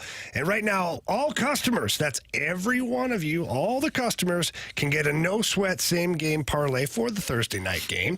Just place a 3-leg same-game parlay on this game here tonight, Thursday Night Football, and you'll get a bonus bet back if you don't win. Yeah, NFL same-game parlays are the perfect way to combine your bets for a chance at an even bigger payday. You could build your own or choose from one of the more popular SGPs pre-built for you in FanDuel's top-rated sportsbook app. So tonight's game, for example, you got the Giants, you got the 49ers. Short week. Christian McCaffrey played every snap last week for the 49ers. I actually think he goes under with his rushing props because they're gonna get up and then they're gonna take him out, leaving Elijah Mitchell to go over his rushing props. So you take the under for McCaffrey, the over with Mitchell and the rushing props. Maybe you take something else there. You build your same game parlay at FanDuel. So visit FanDuel.com/fast. Again, FanDuel.com/fast. Don't miss out on your chance to get a no-sweat same game parlay on America's #1 sports book. It's FanDuel, the official sports betting partner of the NFL. 21 and older, present Illinois. Refund issues now. Withdrawable bonus bets expire 7 days after receipt. Max refund $5 unless otherwise specified. Restrictions apply. See terms at sportsbook.fanduel.com. Gambling problem? Call 1-800-GAMBLER.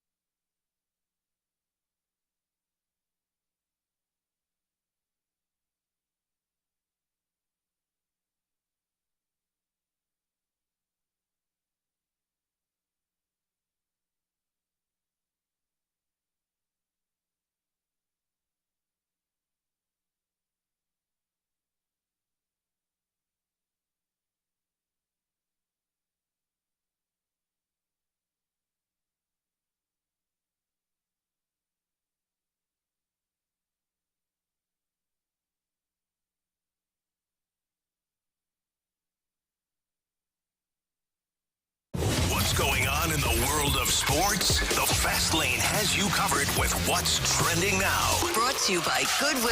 Donate to Goodwill and get a Lion's Choice sandwich coupon.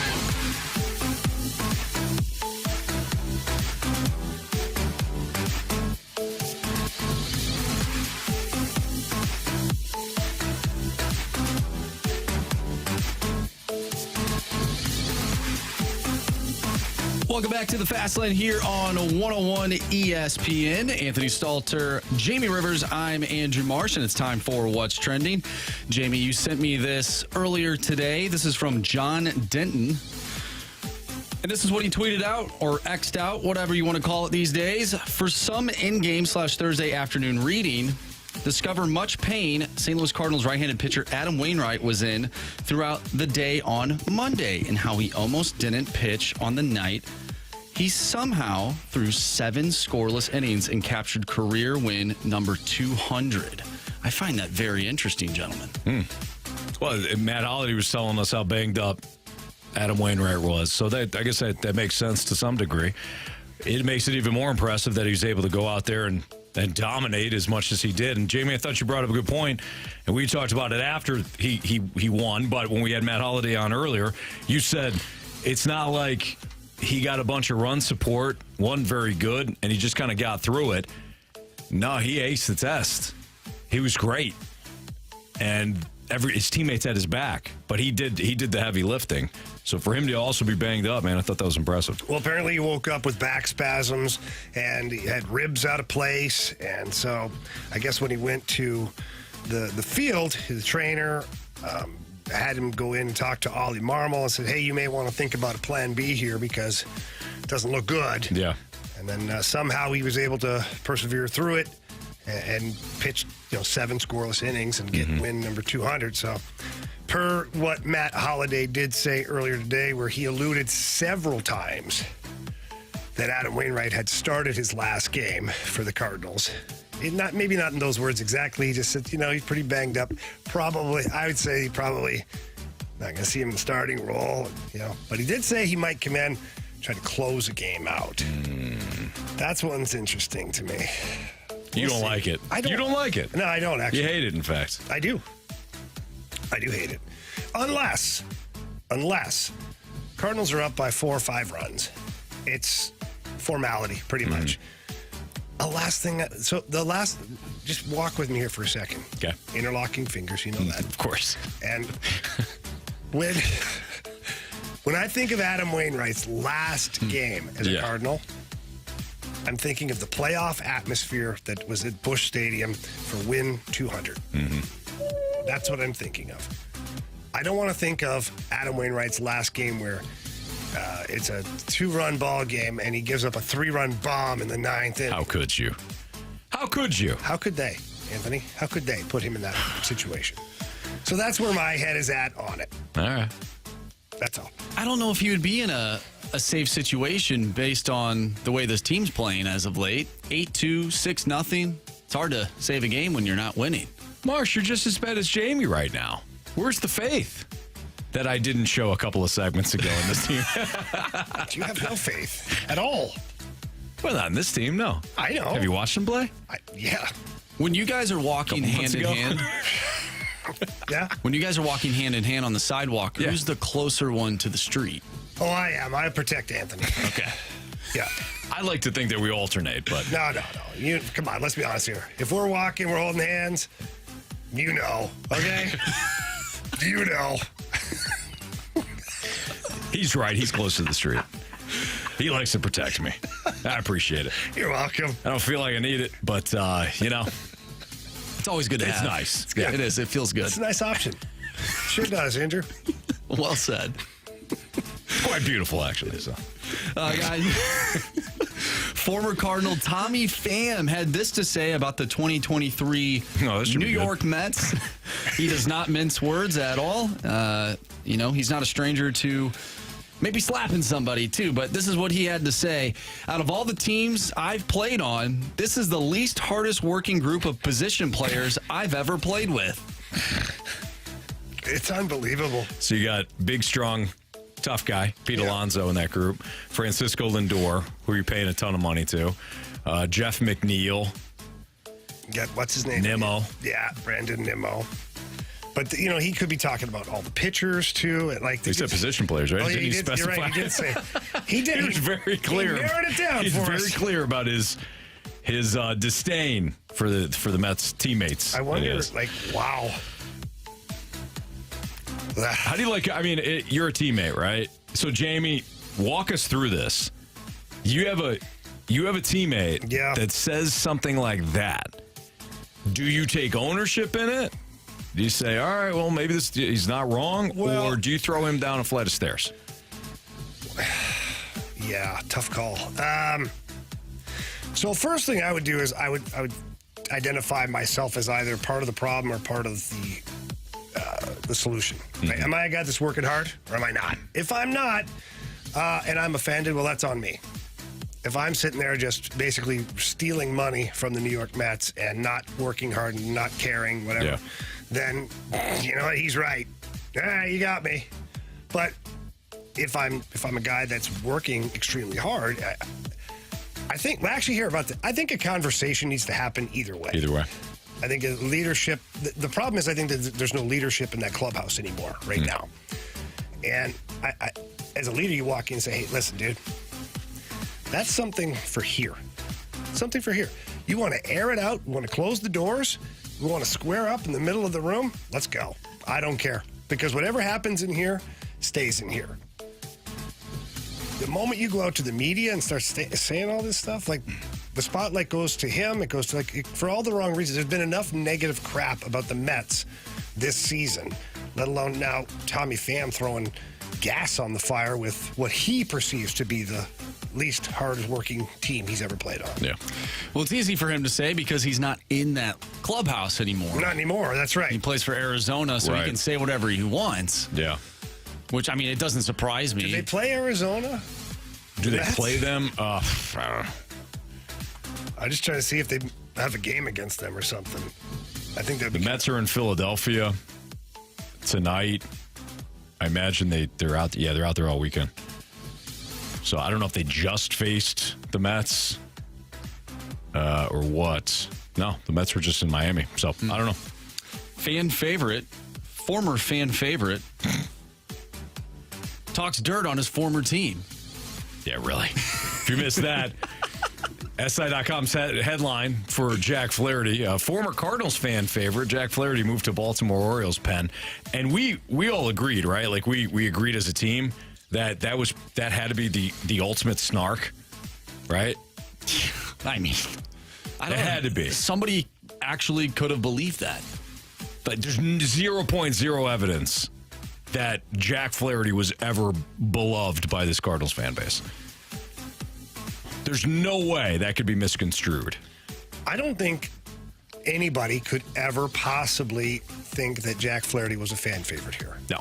Just for because he's polarizing. Yeah, no, there's no way. No. Okay. Last thing here before we move on. Jamie, you've been talking a lot of smack about the Bears, and rightfully so. Stephen A. Smith also talking some smack, and this is from X. Bears safety Jaquan Brisker, he liked a tweet of Stephen A. Smith saying the Bears are trash and that it's a shame they represent the city of Chicago. This is what the quote said. Let me tell you something right now. The Chicago Bears are trash. Let's just call it what it is. They are not a good organization. It's a damn shame. They represent the city of Chicago. They stink. And this player liked it. Yeah, that's a tough one there. Oh, I was just scrolling and my thumb double tapped it by accident. Well, you can easily say, I'm saving this so that when we get back to work, we remember this. It's a whole receipt. The kids say, I'm keeping receipts. It was on Twitter, so. Okay, so. Yeah, Twitter used to have, instead of a like, it was a favorite thing. So you could, and I used to do that a lot, is favorite articles that I'd like to go back and read later on. Mm-hmm. Then they changed it to liking, to heart, and I'm like, what if it's an article about, like some axe murderer, but I'm just like, I want to read that later, see what the hell happened. You can bookmark it now. Oh, you can? You can bookmark How the hell do you Learn do how that? to bookmark it, okay, Jamie? Come on. Which one's that? It there looks it is. like a banner. Yeah, I see it now. All right. Banner. Yeah, one of the banners that the Predators usually put out every year. Oh, yeah. Oh, Yeah. I gotcha. All right. We third place, Central Yes. Division. We got Ryan O'Reilly in the offseason. Yeah. Cardinals. If the Cardinals keep playing like this, though, eventually they're going to be Don't hanging say in it. Don't say it. Cactus League, Grapefruit League champions. He went Spring there. training. Yeah, Grapefruit League. He went there. Unbelievable. Am I right? No, you're right. Okay. I didn't say you're wrong. Speaking of the Cardinals, Alec Burleson said that he butted heads with Turner Ward this year. So we have it. The controversy. Finally. The true story's coming out. Players hated the coaching staff. Well, not really. But we'll tell you what Burleson said, and we'll tell you what's kind of tricky about this whole thing and what Matt Holliday said when we asked him about this earlier today in the show. That's all next in the Fast Lane on 101 ESPN.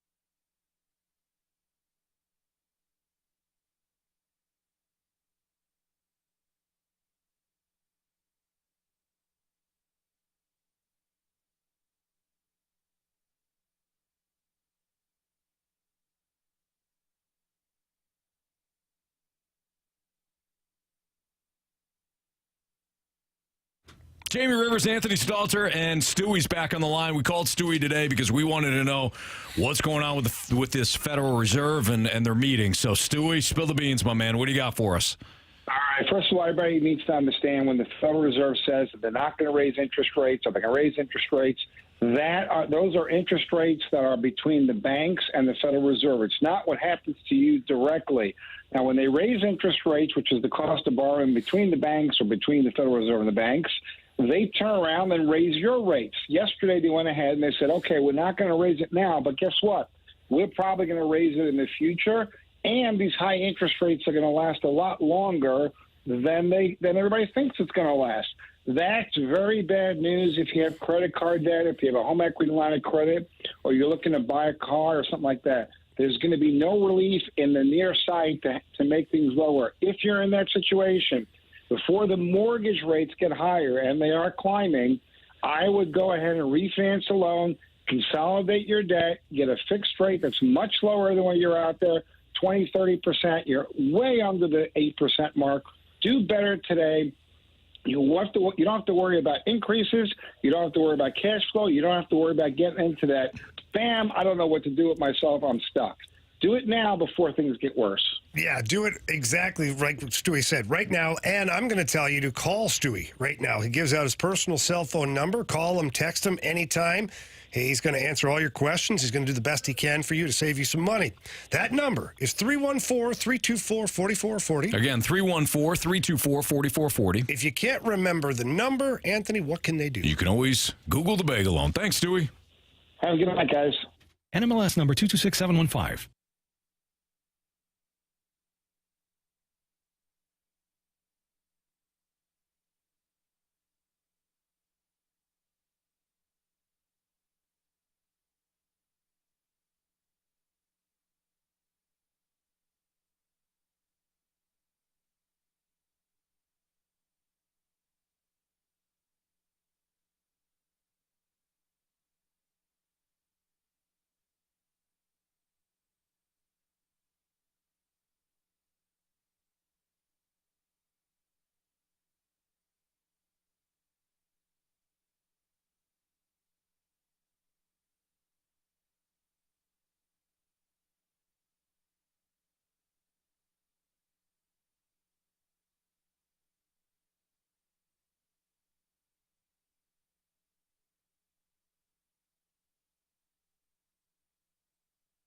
Hey, BT here. Are you looking for a job or tired of the one that you have? Well, family-owned O'Fallon Casting is growing, and they're looking to hire you. Join their team today to receive great pay and benefits while supporting our nation's largest defense and aerospace contractors. Current openings include experienced maintenance technicians, welders, quality, visual inspection, and more. Located in O'Fallon, Missouri, right off of Highway 70 and T.R. Hughes. Visit their website at o'falloncasting.com or call 636-272-6176. Look for your new career at o'falloncasting.com.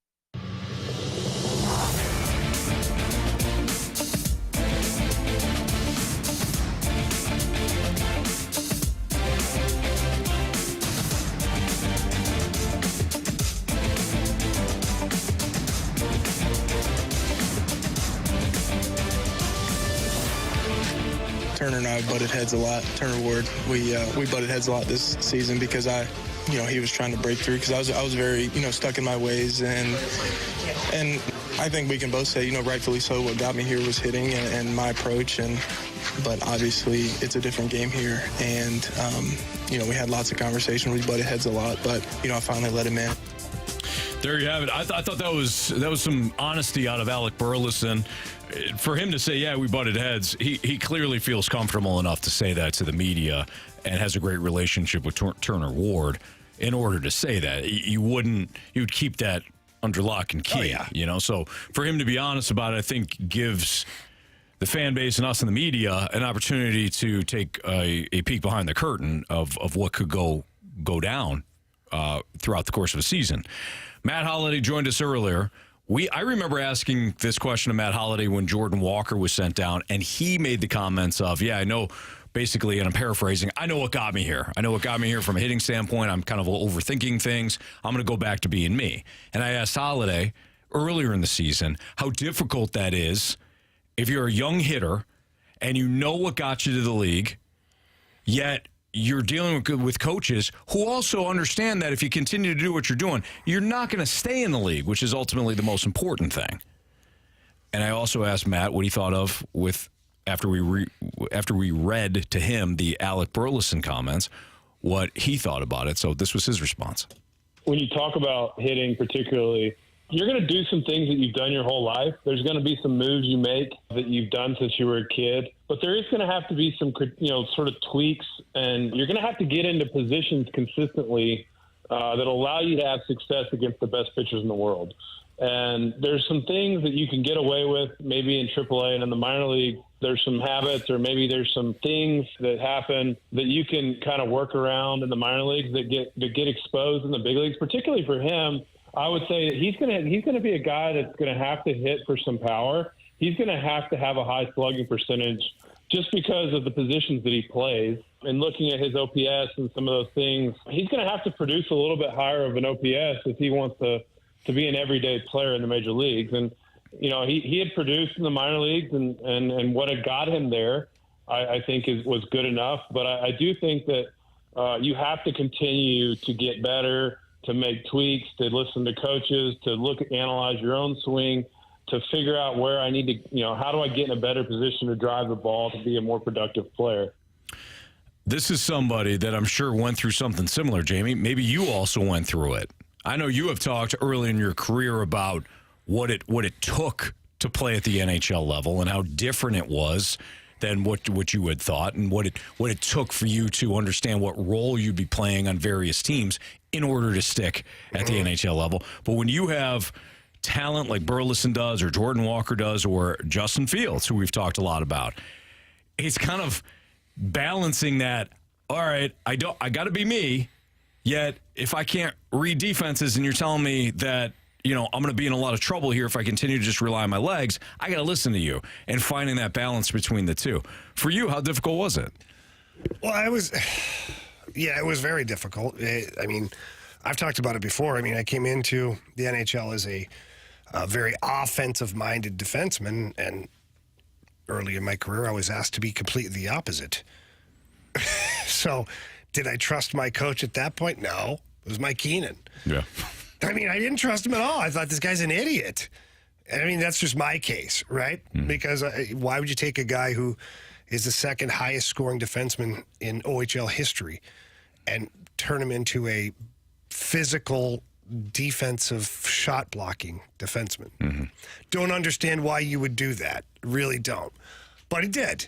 And so as a player, you adapt and you learn to become whatever the team needs. And that was my situation. So it's substantially different, I think, than what Alec Burleson is going through or what he did go through with Turner Ward here. I think that there's some things you can get away with at the minor league level, collegiate level, junior hockey, high school, just because you're physically gifted. And when you get to the majors, you get exposed.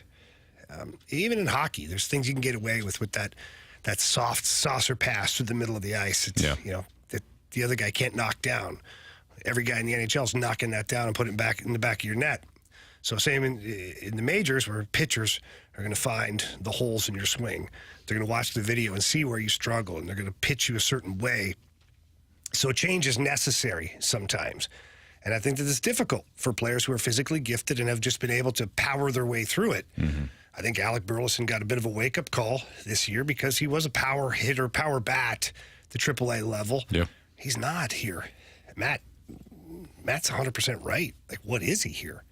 Is he a hit for average guy? You seen the body style on this guy? He's not a hit for average guy. He's not. He should be power all day long. He should be doubles and home runs. Should be looking at for Burleson. That's the way I look at a guy that will play the outfield, the DH, or the first base position with the way he's built and like what he should be doing. And he didn't get there. I think he had, 8 home runs this year? Mm-hmm. I think. Could be wrong, but somewhere in that area. It's not enough for a guy who did get consistent at-bats. Yeah. Not every day, but he got consistent at-bats. But the good thing about Alec Burleson is he has a really good swing. Mm-hmm. He does. He has a really good baseball swing. So I think what the Cardinals do is work with that and have him become more of a power guy instead of just a contact hitter. Yeah. So that's my opinion on the situation. I think that Alec Burleson, he has to learn, too, to accept that coaching and realize that he needs to be this style of player or this kind of hitter rather than what he is currently. Brendan Donovan is perfect for a contact hitter. Alec Burleson is not, doesn't profile that way. So how are you going to separate yourself from the pack? How do you stay at the major league level? How do you earn yourself a big payday one day? How do you become a regular? You have to do what you're supposed to do, and that's be a power bat for this Cardinals. Yeah, that's the reality, right? Like Tommy Edman, who's playing center field, he's playing shortstop, he's playing second base. Brendan Donovan's similar, right? He's playing second base, or he could play in the outfield. He's adding value beyond what he does with the bat. Alec Burleson, maybe he's a full-time first baseman for a different team. Certainly not here with Paul Goldschmidt at first base. Can he be a DH? Yeah, against right-handers. But you're right. You have to bring what's your value to the team. Your value to the team is anytime you're in the lineup, you could park one out of the stadium. You got to do that then. Mm-hmm. And if there's certain things that Turner Ward or the Cardinals are saying, hey, listen, this is how we can tweak you to make sure that we take full advantage of your swing. This is what you need to do. And if you don't, the reality is you're just going to be gone because they're going to find another Alec Burleson within the system to come up and see if he could do the same thing. So, and that's not unlike any other team in any other sport. What value do you bring to this team? And I love when you talk about it because you talked about how figure out what the coaches didn't have that they wanted. Oh, yeah. Listen, answers to the test. You become a chameleon. Yes. That's what my brother and I used to say. I need a goaltender. I can do it. Who can be the best chameleon in the room? I can. What do you need? You just tell me. Yep. I'll do it. That's right. So we do get a good question here. I figure we'll answer this one quickly. It says, Rivs, would you tell us about a coach that you butted heads with at first but ended up respecting them, maybe even praising them? It's a good question. I always talk about Jimmy Roberts. I love the man, and he was my first head coach in the minors in the American Hockey League. And Jimmy was tough. He was tough, but fair. And we would butt heads. We would have some screw you matches on the bench, and the hallways, and whatnot. But Jimmy did it out of love. So I knew what he was doing. We didn't always agree, but I'll tell you what, I respected the hell out of Jimmy Roberts just for everything that he had done and the fact that he was a really good coach and he wanted me to be successful. So he's one guy. Another guy is Jacques Martin. He and I did not see eye to eye at all on style of play and whatnot and just the way things are, just in general. We're two different human beings. Sure. But I respected the heck out of him. He was an unbelievable coach. Maybe the best X's and O's coach I've ever had in my entire life. This guy knows hockey. And so I ended up respecting him for his knowledge of the game and praising him, because when I was with the Ottawa Senators, we had a team that was, we were locked down good in every facet of the game. Heck, he would practice line changes. You laugh. I think it's awesome. But he would practice line changes. The faster we could get 5 guys on and off the ice, he calculated it down to what kind of an advantage it creates for us for puck possession, getting the opposition tired more. And it reminds me of Belichick. And he used to practice at the end of the game, the other team pulls the goalie, it's 6-on-5, right? Yeah. He would make it 7-on-5 in practice. Wow. Because if you can beat a team that's got 7 and you got 5, you can beat a team that has 6 on the ice. And so just thinking outside the box, just a lot of great things. So those are 2 guys that come to mind. Good stuff. All right, that's Jamie Rivers and Anthony Stalter. Biggest question of the day next on the Fast Line.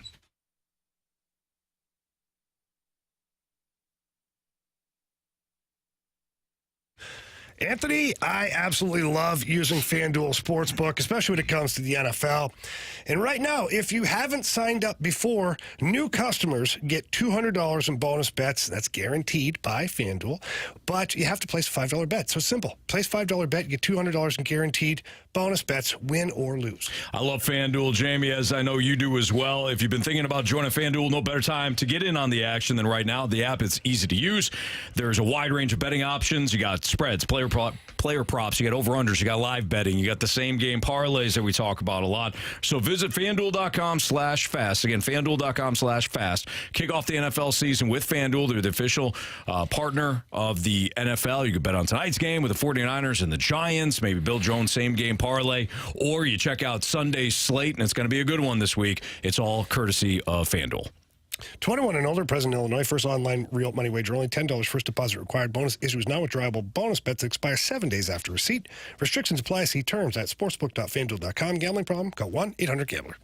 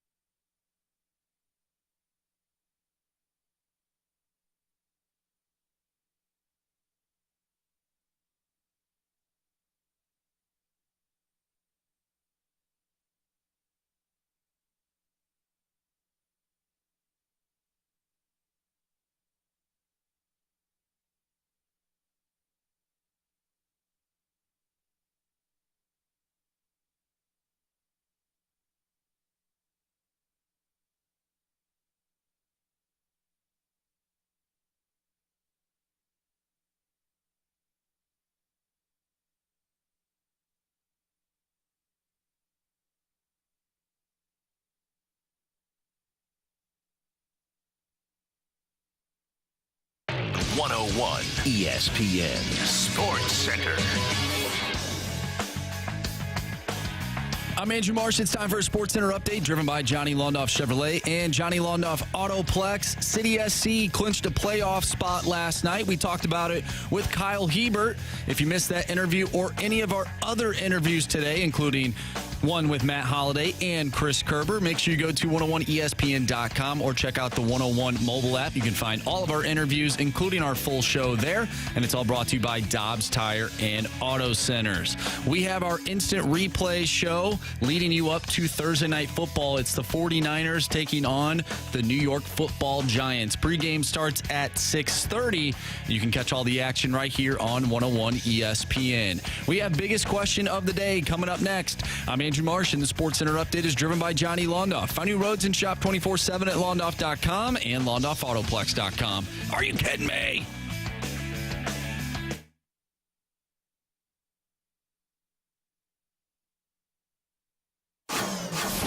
It's time for the Fast Lane's biggest question of the day. With Jamie Rivers and Anthony Stalter, here's Andrew Marsh with the biggest question of the day. All right, guys. Earlier today, Doug Armstrong talked with the media, and one of the questions centered around Robert Thomas and Jordan Kyrou. And here's what Doug Armstrong had to say about the two. They're the focal points of our offense. There's no question that Robert's a number one center, and there's no question that Kyrou is in that top grouping of wingers with Bucci. That's just the reality of it. And to have success, your best players have to play their best, and they're going to be relied upon to be those catalysts offensively. But what we see year in, year out, to have 80 or 90 points and be a minus player is not successful for the organization. So I think they can have very good offensive years if it's balanced with a great defensive game, or at least a solid defensive game. I'm not looking for selkies this year from many of those guys, but we're not looking to be at center ice more often than not for a face-off when we're playing out of our net, not theirs. So after hearing Army, what does the next step for Robert Thomas and Jordan Kyrou look like for this upcoming season? So, was it yesterday, the day before, we talked about captains and the best captain I've ever played with? Yep. Steve I think it was Yzerman. yesterday. Yeah. Remember yesterday. I brought up Steve Yzerman? Oh, yeah. Okay, I'm going to go back there again. For those who weren't listening, it's surrounded around leadership. This is going to be something different. This is going to be style of play. And it's actually applicable to both Robert Thomas and Jordan Kyrou. Do I think they're Steve Yzerman? No, not yet. But they both have the ability, at least from an offensive standpoint, to be Steve Yzerman. But can they truly end up being like Steve Yzerman? Let me read off some numbers for you here, Anthony. Okay. When Steve Yzerman was drafted to the NHL, his very first season, he had 87 points in 80 games. That team was terrible. Red Wings were terrible. They didn't win anything. He goes on to have 90 points, 102 points, 155 points. The Red Wings didn't make the playoffs that year. 127 points, 108 points, 103, 137 points. Red Wings haven't won a Stanley Cup. Yeah. Okay? Then, all of a sudden, 82 points. 95, 85, 74, 79. But guess what happened? Started winning. Red Wings started winning Stanley Cups, too. Yeah. And I told you about this. Scotty Bowman had a talk with Steve Yzerman and said, do you want to win scoring titles or do you want to win Stanley Cups? And Stevie's one of the most competitive human beings I've ever met in my life. I absolutely adore Steve Yzerman, except for double overtime under the crossbar in Game 7. I'll hate you forever for that. But the point is that almost like we're looking at Kyrou and Thomas right now. They can put up these numbers. They're so flashy, so dynamic. But can you win? Like Army just said, are you pulling the puck out of your net more often than you should be? Mm-hmm. Can you win with guys that are just one-dimensional? No, you can't. Not when they are the focal point of your team. And so, not saying they can become Steve Yzerman.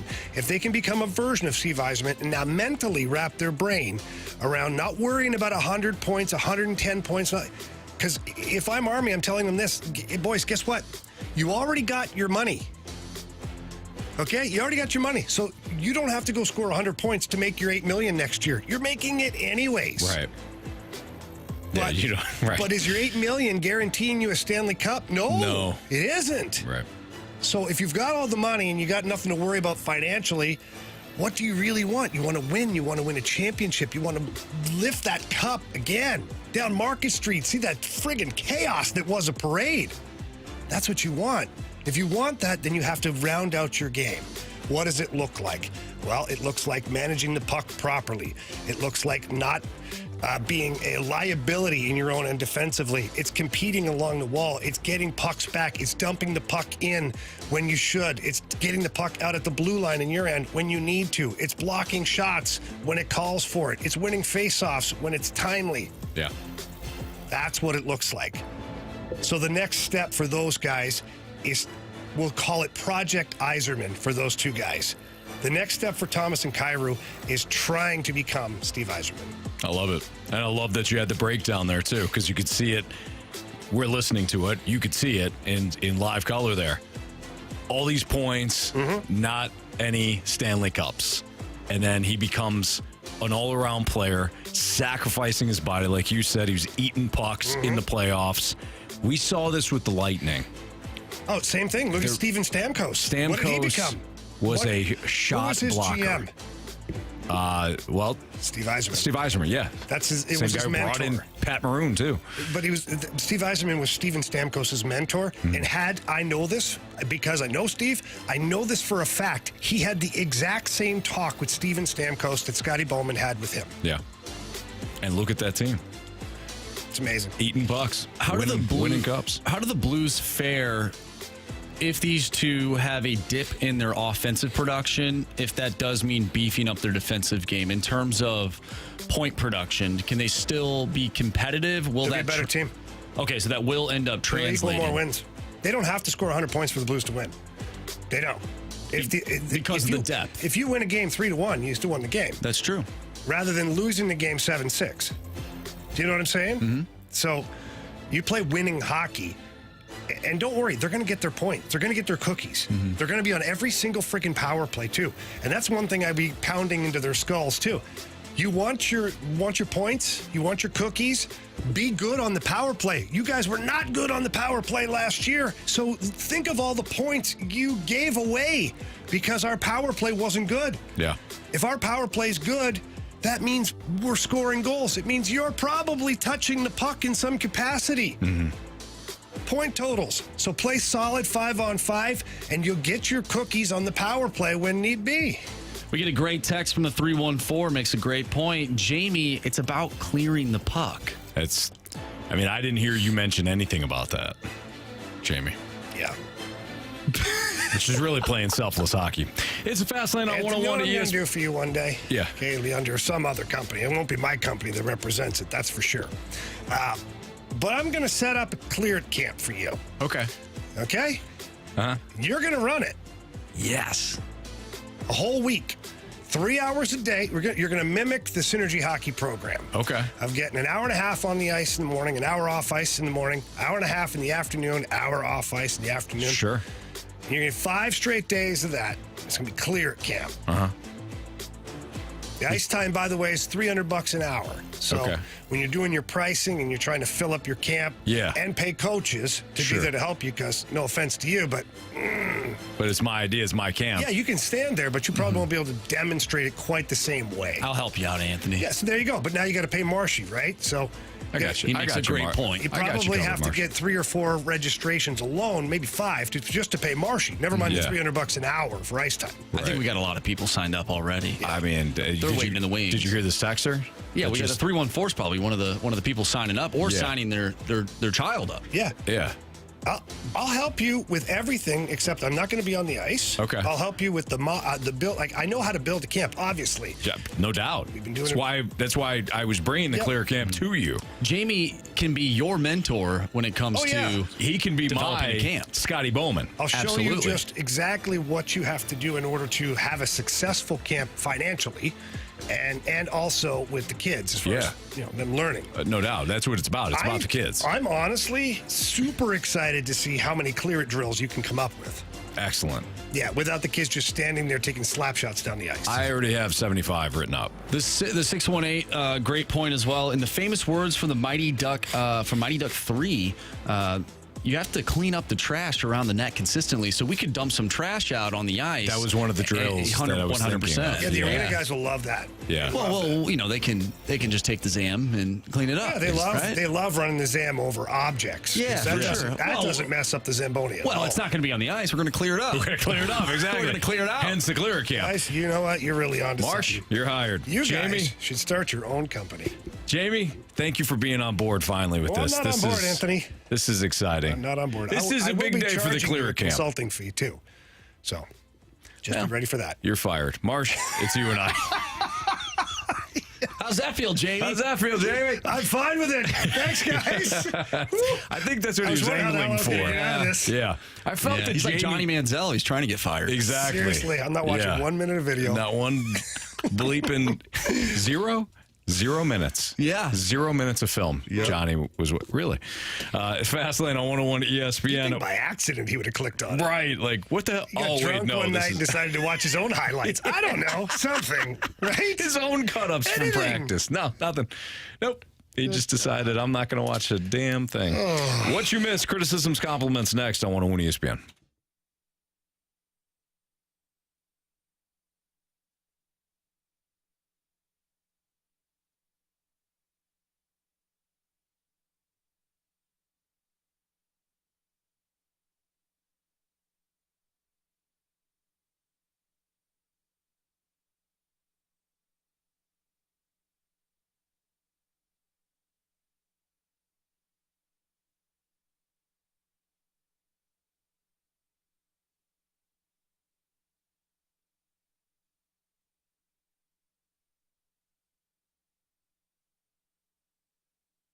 If you're in the market for a new or pre-owned vehicle, please visit my friends over at Londoff Chevrolet.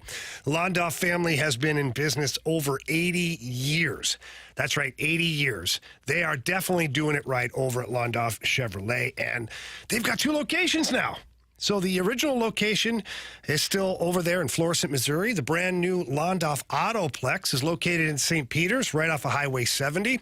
So no excuses anymore. You got somewhere for everyone to go to, and the sales staff is fantastic. From the moment you walk through the doors, they're going to help you. They want to get you the vehicle that you're looking for. They want to get you the best price for that vehicle. They want to give you the most money for your trade-in, and then they want to make sure you take care of your vehicle as well with their state-of-the-art service areas.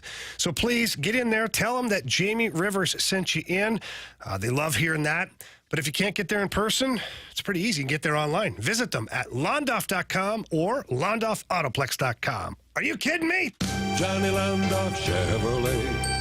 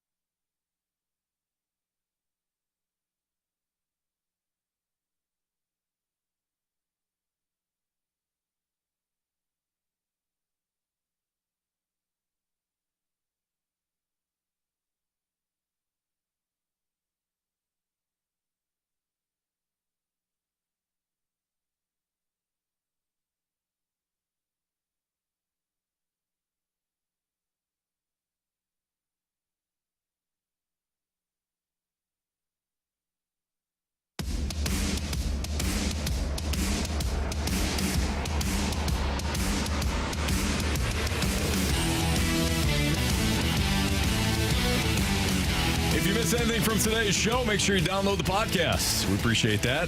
We're back on YouTube, the YouTube channel at 101 ESPN STL. But if you check out the podcast, available at 101ESPN.com or your 101 ESPN mobile app. It's all brought to you by Dobbs Tire and Auto Centers.